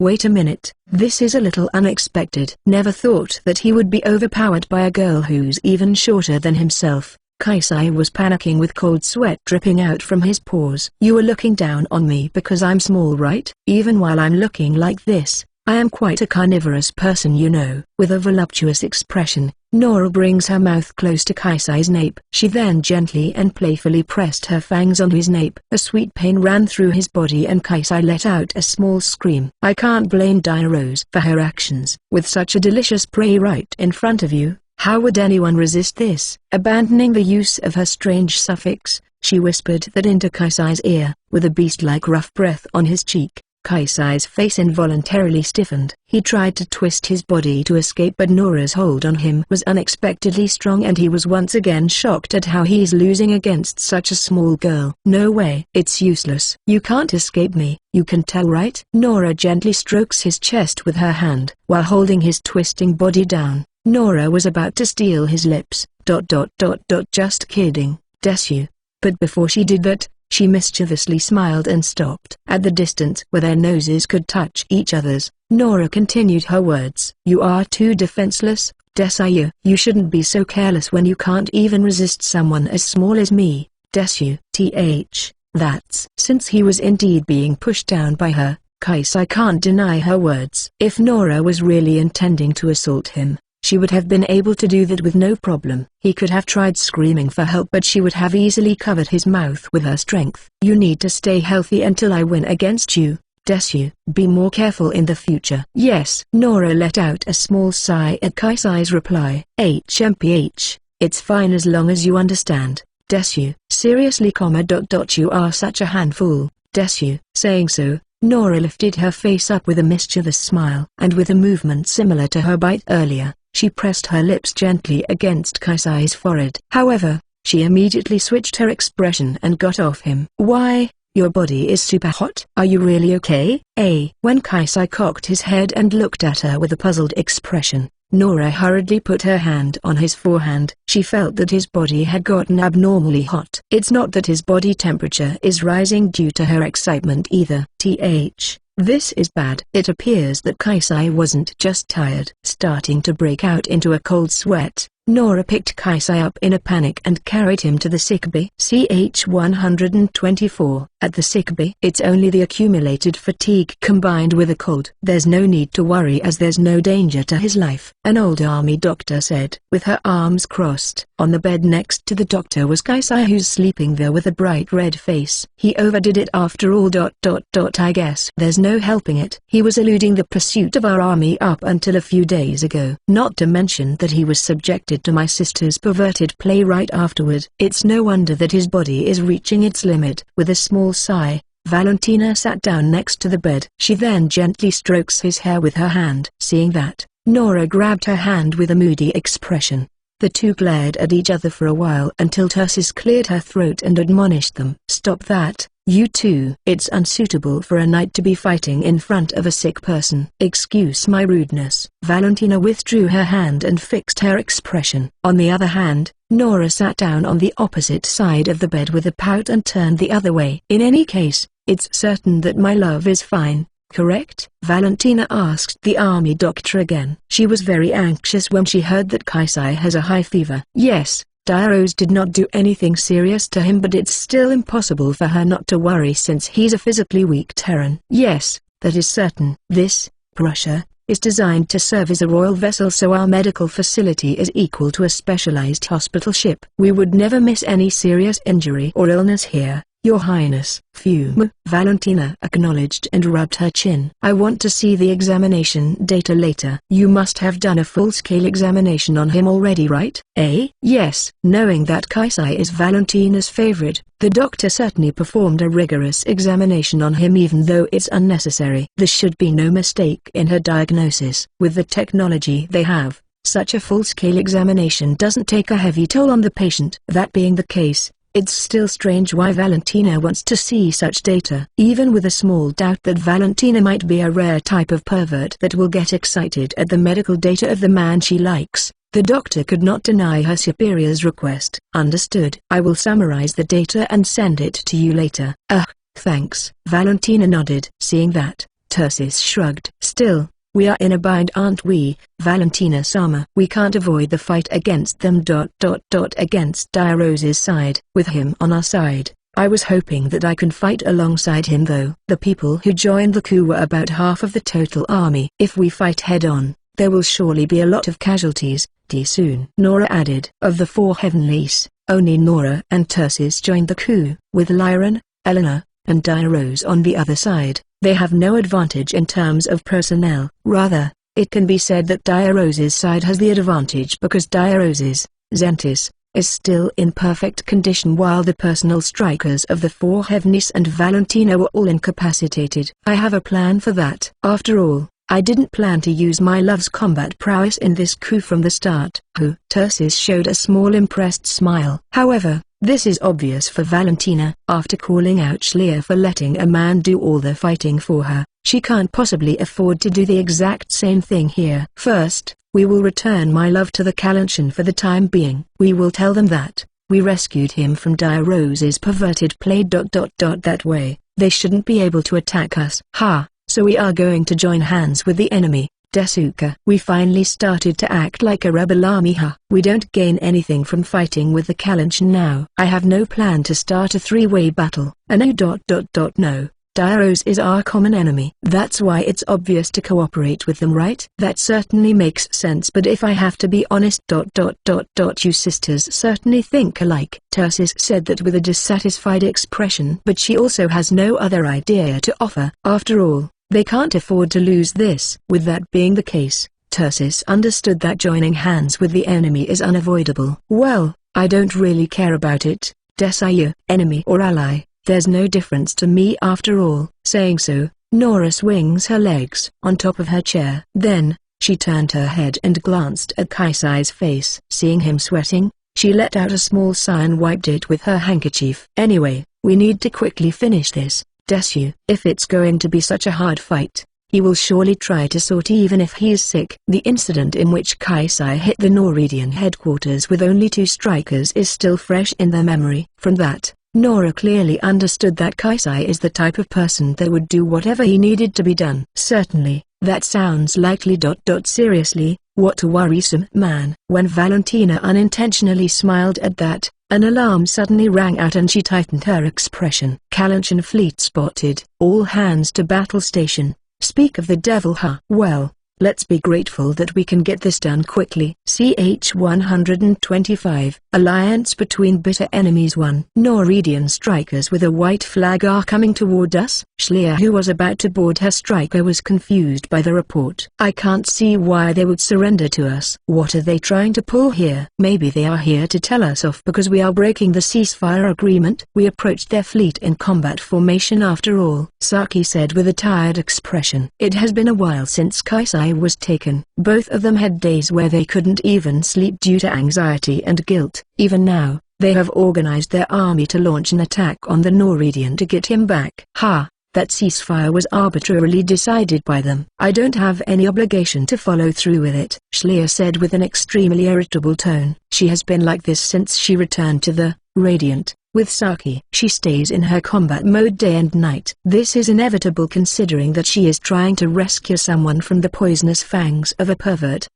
So, what do you want us to do? You wouldn't order us to shoot them down, right? They raised the white flag, correct? It means they want to fight to the death. Shooting them down shouldn't be a problem, right? That ain't what it means for our race. For Veld, a white flag signifies truce, doesn't it? Saki harshly replied. TSK. It can't be helped then. Just guide them to the landing deck for the time being. I will decide what to do with them after hearing what they say. It ends up like that in the end. Accompanied by Saki, Schleer heads to the landing deck. After a while, 3 jetters, carrying a striker-sized white flag, entered the deck. It appears that they have taken out all of their weapons beforehand as well. Following the instruction, their jetters moves to the edge of the deck. Once they all took a debark position, their cockpits opened. When Schleer spotted the person leaving the cockpit, her eyebrows immediately furrowed. Pervert stalker woman. Schleer grit her teeth at how Valentina, whose striker was blown in half by her, Miss Tiltwine, is doing better than she expected. She didn't think that she was dead because she didn't aim for the cockpit. Still, it's irritating to see how strong her luck is for not being injured at all. Hey, been a while, hasn't it? Pimp Princess. Also, Samurai-kun too. I've been in your care the other day. Valentina walked up to Schleer with a frivolous smile and spoke to her in a familiar tone. Behind her were Nora and Tursis. At the same time, the MPs are training their guns on each of them. If Valentina and her subordinates show even a small sign of suspicious movement, they are ready to open fire at any time. What are you planning? Raising a white flag and boarding our ship like this? My love. Hokuto Kaisai is now under my protection. I just thought that I should come here to tell you that. What? Schleer groaned with a severe expression. From the look on her face, she's still blaming the Noridian for taking him away in the first place. I detached myself from my sister. After using underhand means to take him hostage, she tried to use him to fulfill her perverted desire. Seriously, her action still horrifies me. I couldn't go along with it any further, you see. Hearing Valentina, Schleer folded her arms and frowned. She has no way to verify what she said. It's true that Valentina's goal is different from Dairo's, but it's still impossible to just trust her words. Then Kaisai-san is safe, is that correct? I'm hiding him in a safe place. But to that ominous follow-up, Schleer rushed toward Valentina. We managed to avoid the worst, but he's still unconscious. If I was a little bit earlier then Q. Nora, who was standing behind her, has a surprised expression on her face. It's true that Kaisai is unconscious right now, but that's just due to a cold. Clearly, Valentina is trying to fuel the Kalanshin to take revenge on Dairo's. However, before Nora said anything unnecessary, Saki's hand had already reached for Valentina's collar. Oi, what's going on? He's safe, right? Wait a minute, let me go. Valentina was taken by surprise and asked Tursis to help her with her eyes, but she only turned away with a wry smile. After all, she brought it upon herself. He's fine. He's being cared for on board my ship. There's no danger to his life and no lasting damage either. Shut up. It's not like he's only hurt physically, right? With ridiculous physical strength, Saki lifted Valentina, who's considerably taller, and violently shook her. On the other hand, Valentina tries to calm her down with a deep blue face. I'm sorry, I was only exaggerating a bit. He's just resting because of his fatigue and a cold. He's doing fine otherwise. Then don't make it so easy to misunderstand from the start. Saying so, Saki roughly pushed Valentina away. In addition, Schleer, who was silently bending her knees, also kicked Valentina in the shin.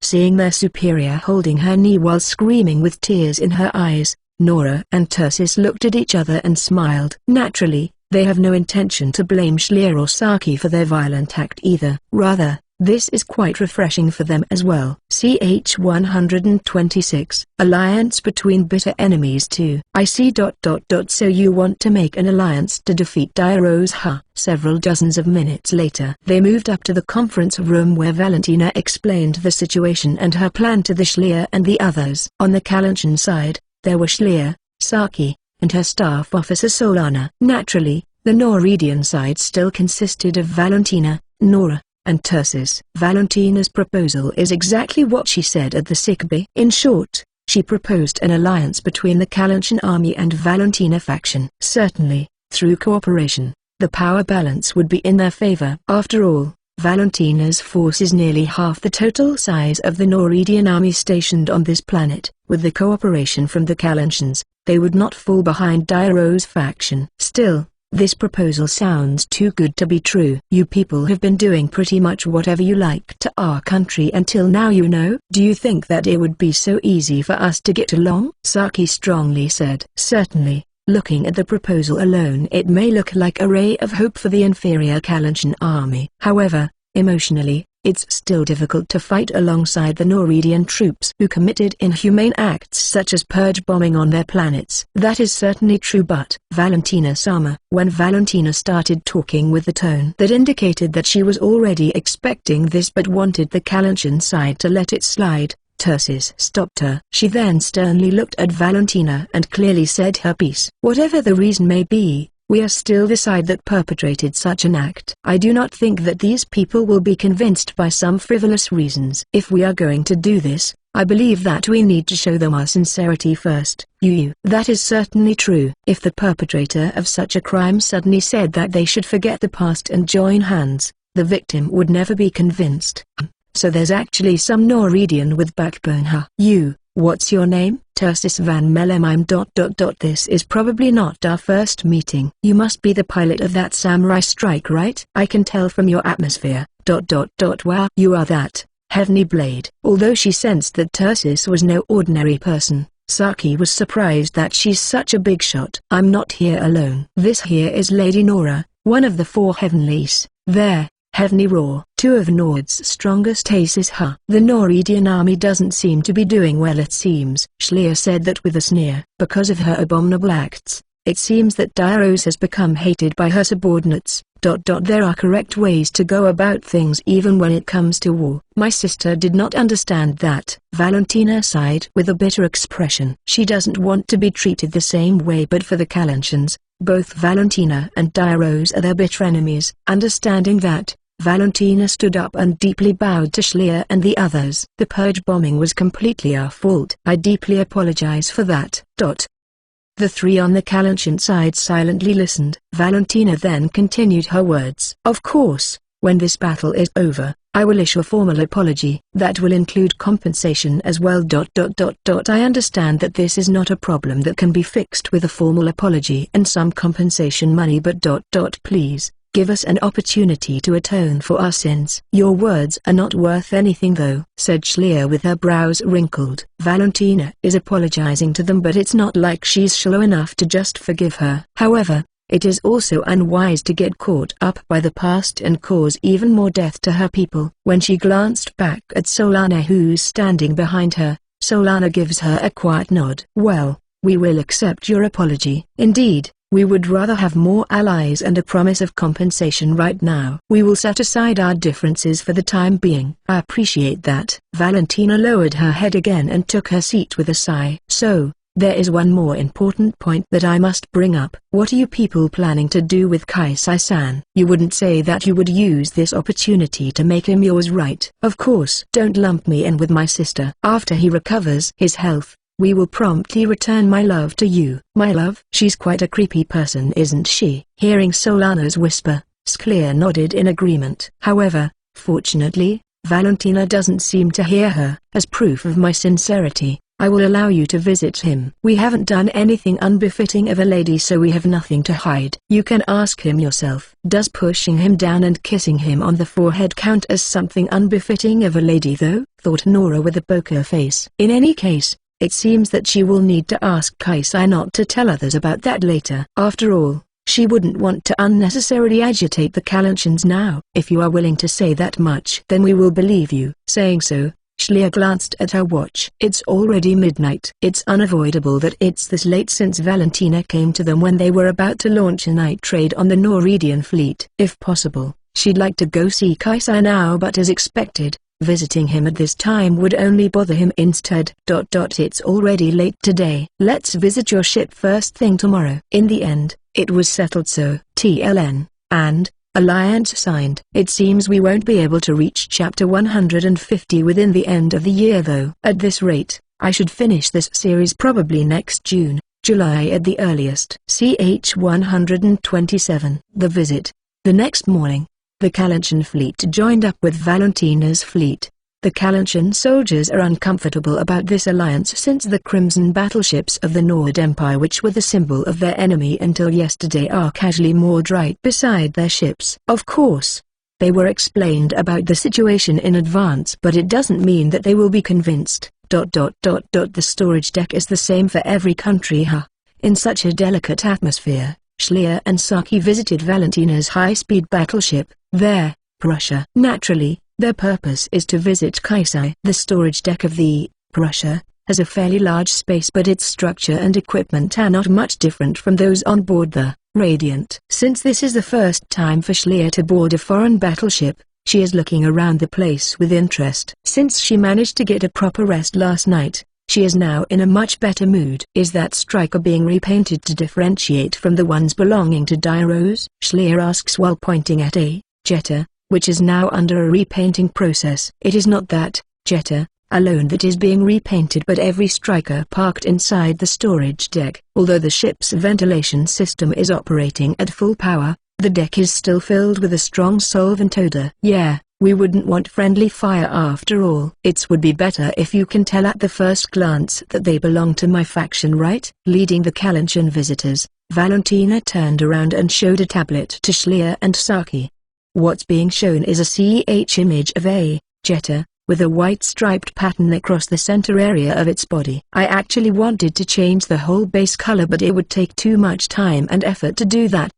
Just consider the striker with these white stripes as your ally." "I see. We wouldn't mistake your striker with this." Although all strikers have an IFF system that is used to identify friends and foes using electronic signals, it's still possible for a mistake to occur when your enemy and your ally pilot strikers that look exactly the same. That's why it's necessary to add this. While they were in the middle of that conversation, the party headed to the sick bay where Kaisai is resting. Being surrounded by the Norwegian soldiers, Schleer felt a little uncomfortable, but they unexpectedly didn't look that hostile toward them. At least, it doesn't look like they were forced to be here. We're here. After a while, Valentina stopped her feet in front of a large door. On both sides of the door are two guards armed with rifles. The security details here appeared to be very strict. After the two guards lowered their heads to them and let them through, they were greeted with the unique scent of disinfectant of the sick bay. Even though it's called a sick bay, since it belongs to a flagship-class battleship, it was about the same size as a small clinic. When Valentina walked inside,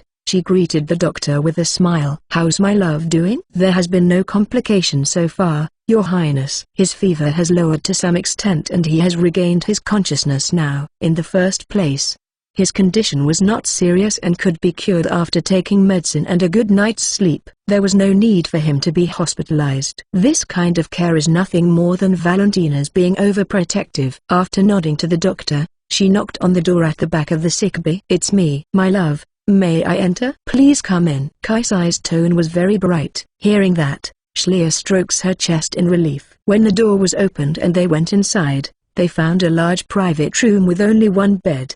There was a large monitor with a window-like design installed on the wall displaying images of a forest. "Ugh, it's been a while. Sorry that I made you worried." After seeing Schleer and Saki, Kaisai tried to get up from the bed but Schleer hurriedly stopped him.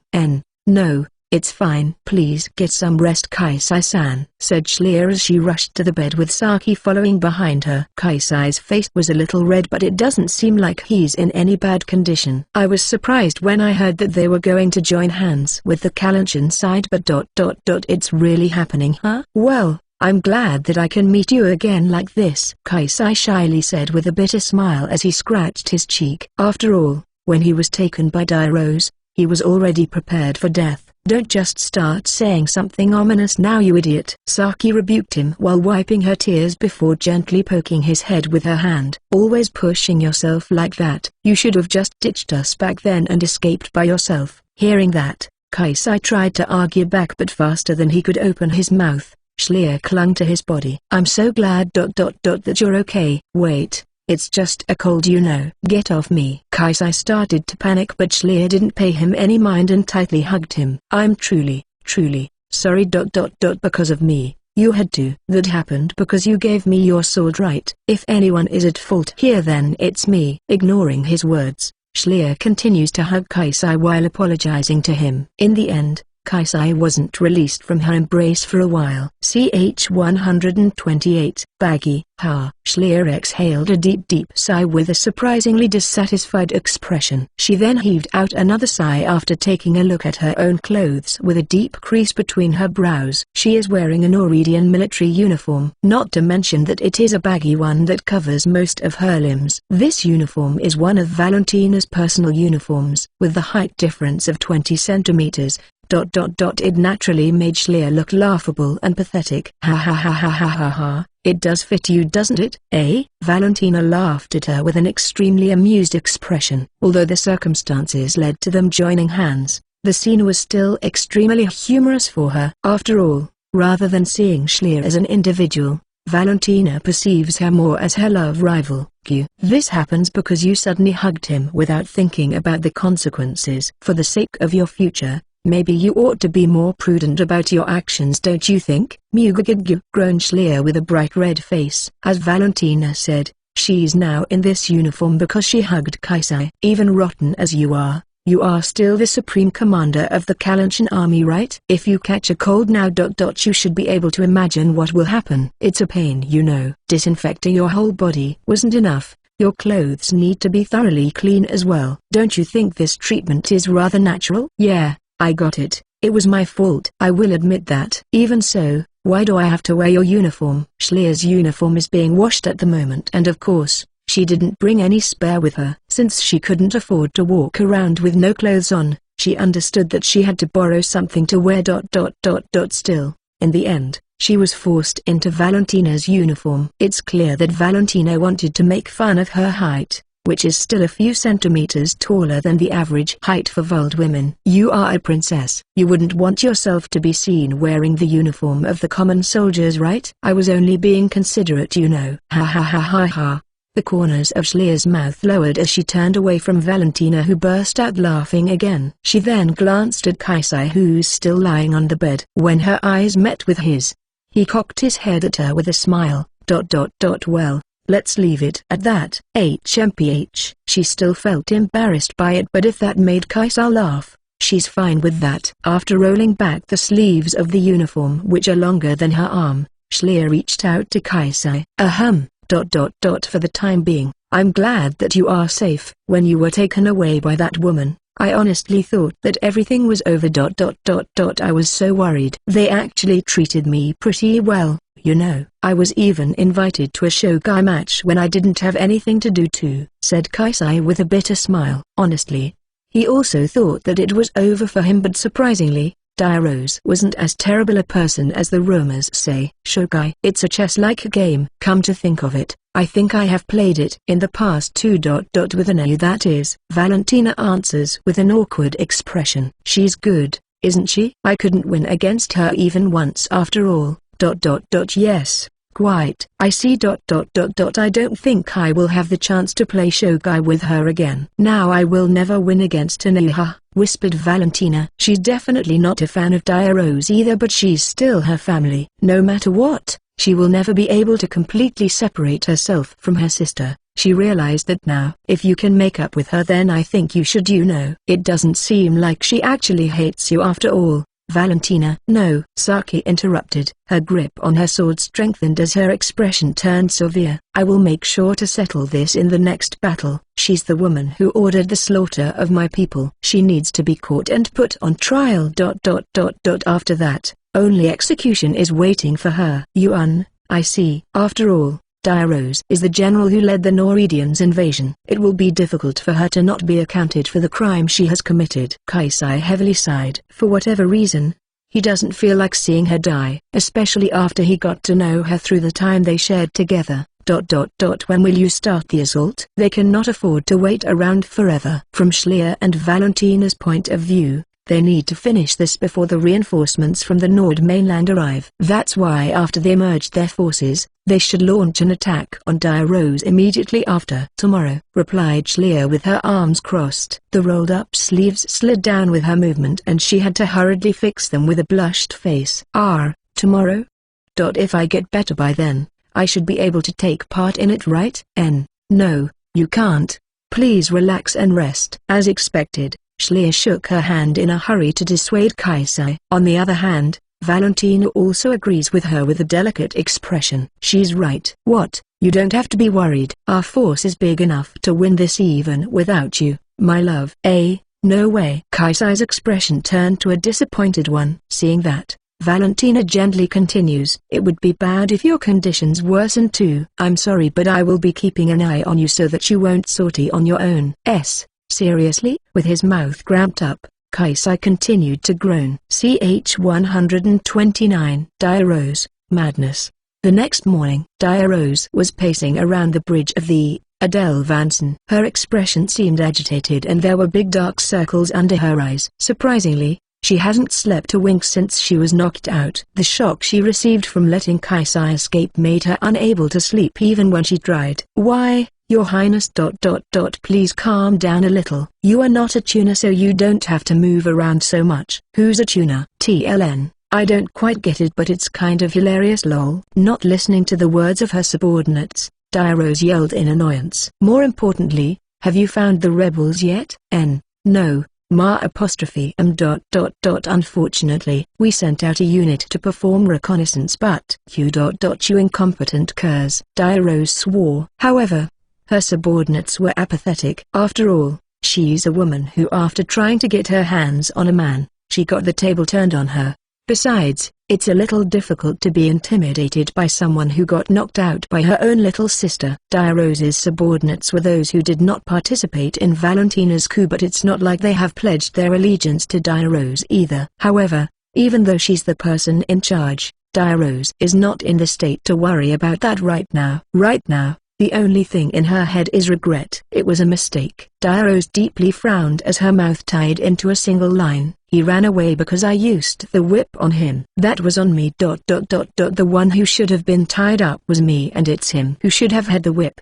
If Kaisai hears what she's thinking right now, he would have retorted with, "No, that's not where you went wrong." However, Diarose, who finally realized her true fetish, continues to escape reality due to her regret and lack of sleep. "Anyway, I have to quickly quell these rebels and take back Kaisai.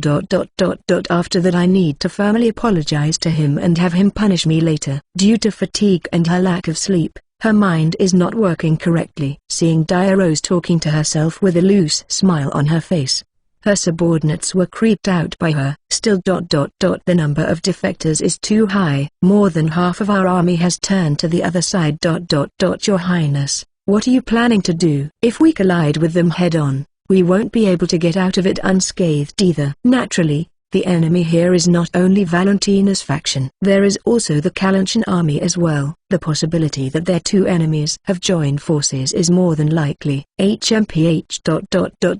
If it's just that, then we will manage somehow. You don't have to worry about it. Diarose shrugged it off as though it was not even worth thinking of countermeasures against them and replied with confidence. On the other hand, the staff officer's expressions turned suspicious. What are you saying, Your Highness? Even though they dubbed this as a coup, it wasn't like our soldiers suddenly were enamored by my sister personally. They only changed sides because of Hokuto Kaisai's charm. Diarose grinned and waved her hand while leaving out that she also fell for Kaisai's charm. Then. If we simply remove the carrot, the enemy should lose their purpose and quickly collapse. It's simple, isn't it? I see. Diarose knows that Tursis told the soldiers that they will be rewarded by Kaisai personally for their achievement. Without such a reward hanging in front of them, that should leave Valentina with a few that are loyal to her. The pillar of this coup was not Valentina but Kaisai himself. That's where she is planning to exploit them. That being said, that man's combat skill is abnormal. Capturing him with our available forces would be. She managed to capture him after exhausting him at the cost of major damage to her main force and ganging upon him with the four Heavenies as well as Valentina. Rather, from the damage her forces suffered, this result could be described as a complete defeat. In their current situation where her force was literally cut in half, it is absolutely impossible to do that again. It will be okay. I will capture him myself. However, Diarose affirms her subordinates with a confident expression. For the time being, I need to prepare a bouquet and a pickup line. After that, all I need is to go for broke. Diarose completely lost her mind due to the lack of sleep. But unfortunately, her subordinates were unaware of that. They simply look in awe at the undefeated princess. I see, I understand, Your Highness. My deepest apology. I've overstepped my boundary. HMPH. Diarose crossed her arms like it was nothing much to her. Then, the operator in charge of enemy detection tensely raised her voice. Multiple hostile ships approaching from the west. It's a big fleet. Bigger than ours. So they joined up with the Kalanchen dogs after all. But I was actually waiting for you. Diarose had a ferocious smile on her face. Her expression looked like one of a carnivorous beast that just found its prey. Despite being in an overwhelmingly unfavorable situation, her subordinates stood their chest in relief at the sight of their fearless leader. The distance. They've gotten close, but this should still be manageable. Diarose lightly nods after confirming the enemy location via the data sent to her terminal. She then operates the terminal and brings up the map of the area. There's an archipelago to our southwest, right? Liam there. I'm not so foolish as to fight them head-on. We are going guerrilla. Yes, ma'am. As ordered, the Norwegian fleet began heading south at full speed. CH-130. A hard fight. Diarose won. Fuma. As I thought, she chose this place after all, muttered Valentina inside a jetter that is flying low as though it is gliding on the sea surface. On her radar screen, the light spots signifying Diarose's fleet are heading toward an area with more than a dozen small islands that are densely packed together. Even for a big battleship, if you hide it behind an island and activate the active stealth device, it would be difficult to discover its accurate location from a long distance. With a smaller force, it was within her expectation that Diarose would choose a guerrilla tactic. It seems that we should avoid blindly rushing in. They have that gigantic Adele Vanson. After all. I don't even want to imagine how much damage it can do from up close, said Schleer, who's flying next to Valentina while pondering her strategies. On a side note, Schleer is currently the only person piloting a Zenith right now, because of their previous battle. The strikers belonging to Valentina, Saki, and the two of the four heavenlies have been rendered unusable and are yet to be completely repaired. Thanks to this, they have been forced to use mass-produced machines. Are we going to attack them with our strikers to flush them out now? That's quite an interesting plan, Soon. Without any joint training, there's no way we can use the advanced maneuvers, right? Since we have the superior number here, we should be able to steadily corner them anyway. Schlier replied to Nora's sarcastic remark with a casual tone. After all, the Kalanchian side had been forced to fight disadvantageous battles until now. It's quite refreshing for her to be able to use a brute force tactic like this. That being said, with the increased amount of our anti-ship equipment, we should more or less be able to deal with the enemy ships. We still have to handle their strikers ourselves though. In this operation, almost all strikers will participate in the attack, leaving aside only some small units to guard the main fleet. Leading the charge will be Schlier, Valentina, and the elites like Saki and the two of the four heavenlies. This formation was decided by their policy to take down the enemy strikers as soon as possible. The problem is whether Diarose will come out herself. If she's going to sortie with her, Zentis, then we need to quickly deal with her. To be frank, against a high-end machine like that, it would be a hard fight even with our skills. After all, a lukewarm attack will not work against a machine like that, Tursis said in frustration. If the specs of their strikers are equal. In other words, if she has her, Van Wolf, she's confident that she can take on Diarose alone. However, what she's piloting right now is an ordinary jetter. Against Zentis' heavy armor, its firepower is not nearly enough. At that time. I will do something about it myself. It's already been proven that my blaster cannon is effective against Noridian's Royalcraft after all. Mew. A crease formed between the eyebrows of Valentina, whose striker was blown in half by Mistletoe's cannon. Still, you have been defeated once by that woman already. No one would want to see you fumble after you called her out to single combat, right? Schlier was silent and her mouth turned downward. Certainly, she was once defeated by Diarose in a single combat. Of course, she doesn't have any plan to lose a second time, but it's still hard to argue back when Valentina brought it up like that. Besides, you do know that my sister can resort to cowardly means without batting an eye, right? If you focus on fighting her alone, you might get shot from behind, Valentina confidently grinned. Even a Royalcraft like Zentis can be taken down if we focus fire on it from all sides. There's no need for you to go out of your way to challenge her. That is. Certainly true. Still, Schlier wants to defeat Diarose herself.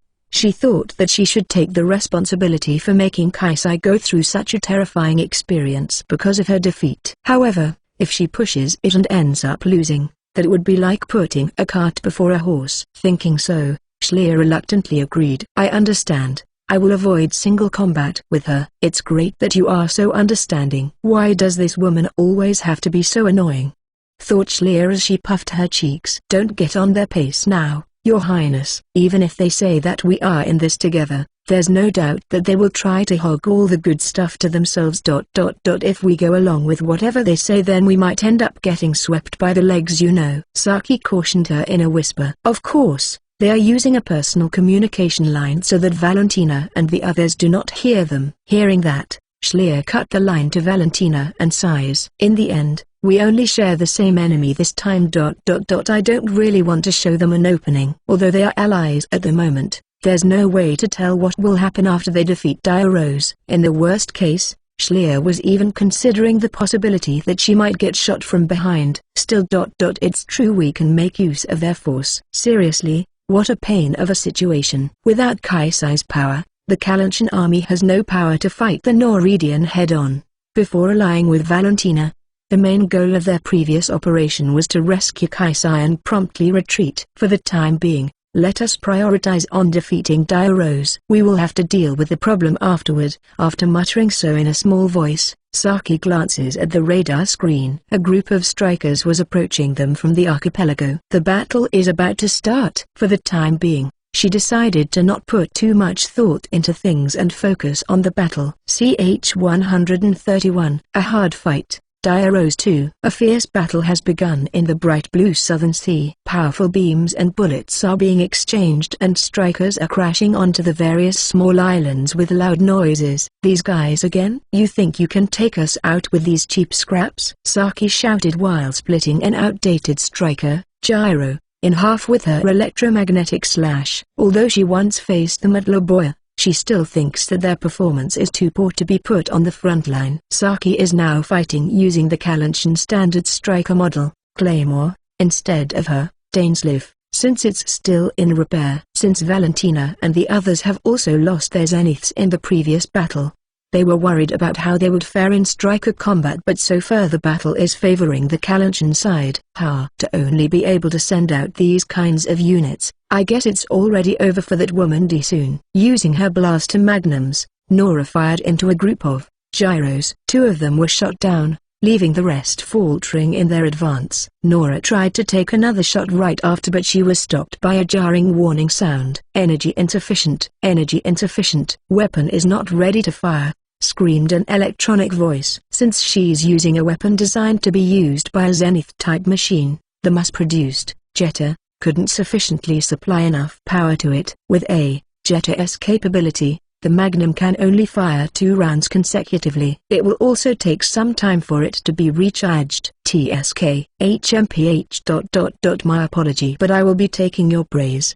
Lady Nora. Tursis slashes at the rest of the gyro that Nora failed to take down. She is also piloting a Jetta, but her movements are extremely sharp. When her shiny longsword reflected the sunlight, their gyro was horizontally cut in half and crashed. A large column of water rises from the impact and the stains of hydraulic oil spread on the sea surface. I'm sorry that I have to prey on the weak ... but I still have a score to keep. Don't get any closer. The panicked gyro blindly fired its submachine gun, and naturally, there's no way that Tursis would be hit by that. With a light thrust from the thruster, she skillfully avoided the unpredictable shots and quickly dispatched them. She then revved up the engine with her longsword in hands and kicked off their gyro, sending it powerlessly falling to the sea, before approaching another gyro, and cutting it at extreme speed. I won't lose, Desu. With a fierce expression,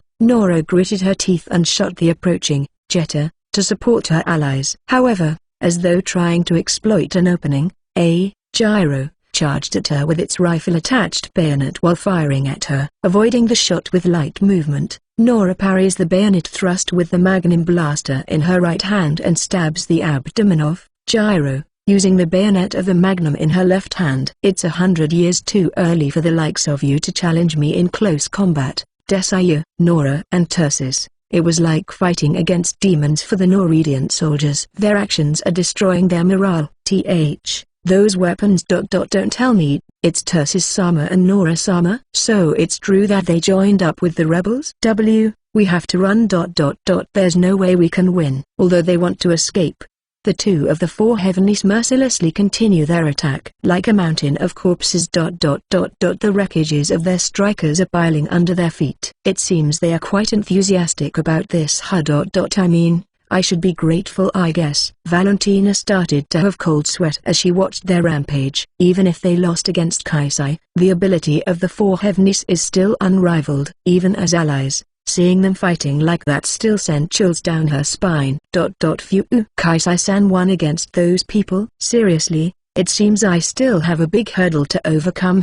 Schleer also seems to share that opinion and lets out a deep sigh. However, no matter how good they are, it's not like they can just watch them go on a rampage from the rear alone. After checking the radar for enemy machines, she spotted 2 signatures approaching them at high speed. This speed. Zeniths? Is it gyros? Considering the enemy's tactics of exhausting them using insignificant units so far, it's possible that it's gyros herself. Still, it hasn't even been 30 minutes since the battle began. This is too early for the general herself to take to the field. Where is he? Where's Hokuto Kaisai? However, Schleer's intuition was not wrong. With a horrifying and deeply emotional scream, a black gold striker is flying toward them at full speed. Behind it is a familiar magenta zenith. The payfield. So they repaired it in time, huh? Valentina's complexion quickly turned pale. That's right. It's the personal machine of Eleanor, one of the four heavenlies. Payfield. Just like Nora and Turcis's machines, it was supposed to be disabled in the previous battle. However, aren't there only common soldiers around here? Oi, that bloated Zenith over there. You are the Kalanchian princess ... Schleer or something, right? As soon as she arrived, Diarose immediately pointed at Schleer's Miss Tiltwine, and shouted. Her voice was blood-curdling.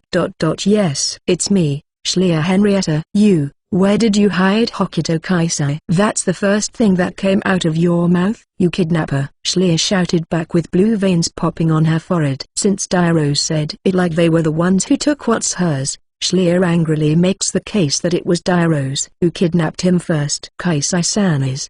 His conditions suddenly worsened after we rescued him. That's all I'm going to say. Suddenly, Valentina interrupted Schleer's words. Her voice sounded strangely sad. Just what is this woman saying now? Thought Schleer as she gazes at Valentina with a frown. Anu, it was all your fault.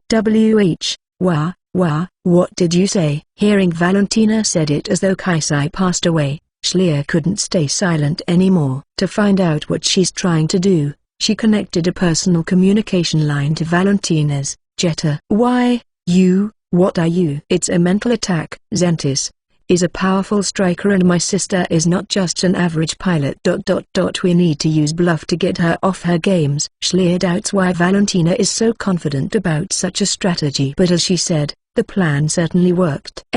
Stop lying to me. If I take all of you down he will be worried and show up, right?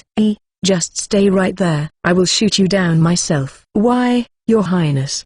Maybe calm down a little. Diarose pointed the muzzle of her full-auto shotgun toward the Miss Tiltwine, and started blasting. Eleanor tried to caution her to calm down but she didn't stop. Shut up. You just go take care of the other two. I will take care of these insolent fools myself. Diarose shouted so and rushed full speed at Schleer and Valentina. Seeing Diarose abandon her role as a tactician and a leader, Schleer could only be astounded. Rather than a mental attack, I think you just stoke the flame though. CH 132. A hard fight. Diarose 3. This is the second time Schleer directly faced Diarose. However, even if she's used to it, the movement of the Zentis was too sharp that it proves to be difficult to deal with.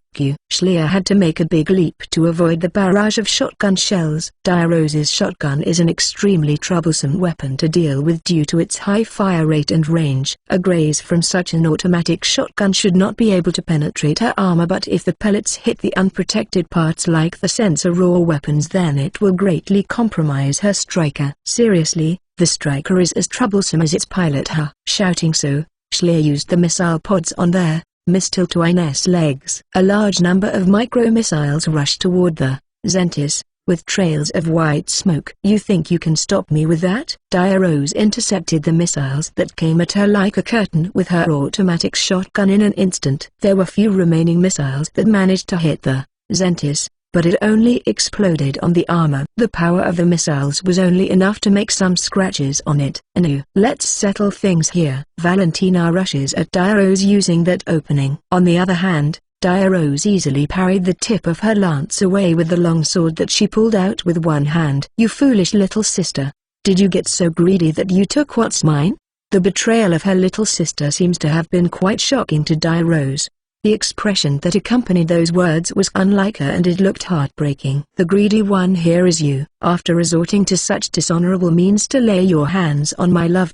I wouldn't allow a woman like you to be the next empress. Shut up. That man's mine. But if you apologize and return Hokuto Kaisai to me now, I might consider lending him to you though. Just return him to me. Valentina responded to Diarose's offer with a blaster shot fired from her lance. You fool. I will make sure to punish you after all this is over, shouted Diarose as she avoided the crimson beam. She then pointed the muzzle of her shotgun at Valentina's Jetta, in fury, but she had to take an evasive maneuver as Schleer was pointing her blaster cannon at her. This is between me and my sister. Don't get involved. Sorry, but that's not the case this time. Unfortunately, mine and that woman's interests are aligned this time. Only a monster like Kaisai can fight a high-end Zenith like their Zentis. in a mass-produced model. Dia-Rose herself also possesses enough skill as a pilot to be called an ace, so it's impossible for Valentina to deal with her alone. What a troublesome woman. Oi, Eleanor, do something about this. Your Highness. It's impossible.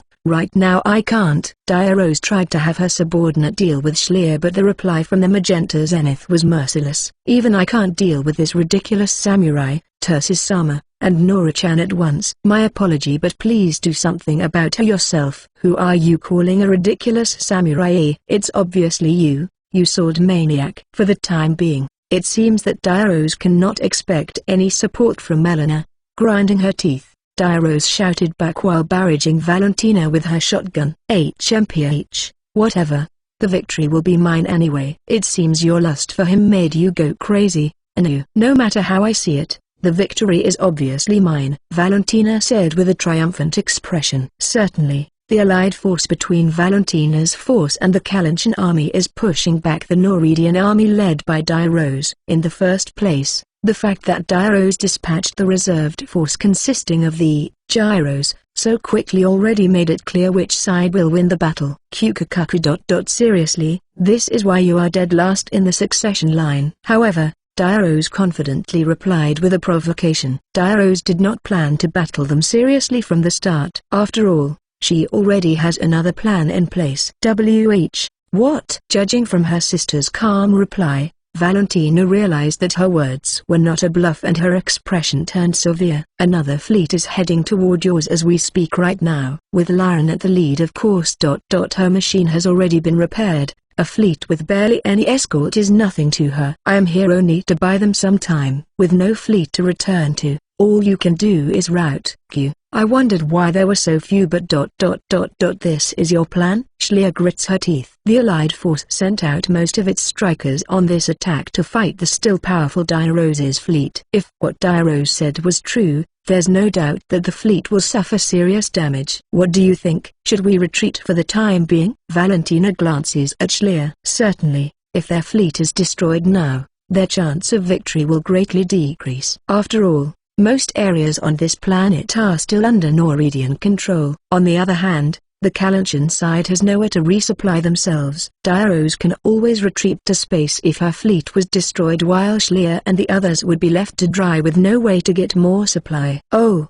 do you think I will allow that? You fools are going to stay with me here. With a triumphant smile, Dia-Rose rushed toward the Mistletoe, while blasting her shotgun, and Schleer had to avoid the shells with chills running down her spine. We were too careless. Schleer muttered words of regret, but there's nothing she can do now. Right now, the only thing she can do is to defeat Dia-Rose as soon as possible and get back to her fleet. However, Dia-Rose was still a formidable opponent. CH 133, a hard fight. Dia-Rose 4 PL. Please stop. If we let you sortie, then we will be in deep trouble, you know. In the storage deck of the Prussia, where the air raid alarm is echoing, Kaisai was trying to get past an MP. But there's a whole army coming at us right now, isn't it? If I don't go out, then it would be a disaster, right? With a mask covering his mouth and a cooling pad on his forehead, Kaisai, who looked like the embodiment of a sick person, argued back against the MPs while struggling to get through. It has been too long since the Noridian Striker Corps was spotted by the radar. If he doesn't sortie right now, he won't be able to make it in time to intercept them. We only have one escort unit with us. They can't possibly handle over 100 strikers alone. That is certainly true, but the MP also understands that they are currently in a bind. However, Valentina emphasized that they should never allow Kaisai to sortie. In fact, when she touched his body as she tried to stop him, she clearly felt how heated his body is. It's clear that the cold is still ravaging his body. Using her common sense, she judged that she should not allow someone in such a condition to be on the battlefield. Seriously, I beg you. I will convince Valentina later so that you geese will not be punished, okay? You. Being suddenly told that with such a tone, the MP wavered. Then she noticed that Kaisai is looking at them with an upturned gaze. Since she was trying to restrain him, the distance between them is less than 10 centimeters. His unworldly beautiful face was just a breath away from her, and her heart started racing. But is it no good? I guess there's no other way. The MP unintentionally let go of him. Her colleague let out a scream, but it was already too late. Kaisai ran up to a spare jetter at the end of the deck and operated the maintenance crane with familiar movements before jumping into the cockpit. "All right, this one's already warmed up. I can go out right away." He quickly readies the striker and directed it to the launch deck. No one could stop him since they were already panicking by the enemy's surprise attack. "I'm heading out. Get clear." After warning the nearby crew using the outer speaker, Kaisai took off at full speed. Since he knows that they would never give him permission to sortie, he didn't use the catapult this time. "Yug, my head is pounding," Kaisai muttered with a frown. He managed to sortie, but he knows that his condition is not perfect. Glancing at the radar, he found that the enemy had already closed in quite a bit. His ally interceptors have already engaged them, but they are being forced back due to the fact that the enemy has more than twice as many strikers attacking them. This is bad. They already made it halfway through. If they could intercept the enemy at a position a little further away from the fleet, he should be able to keep them there, but at this distance, it will be difficult to completely repel the enemy anti-ship units. If he engages one, another will surely take a shot at the fleet. Battleships aside, their destroyer class and cruiser class can be fatally damaged by strikers' anti-ship armaments. For the time being, I have no choice but to reduce their number as much as possible.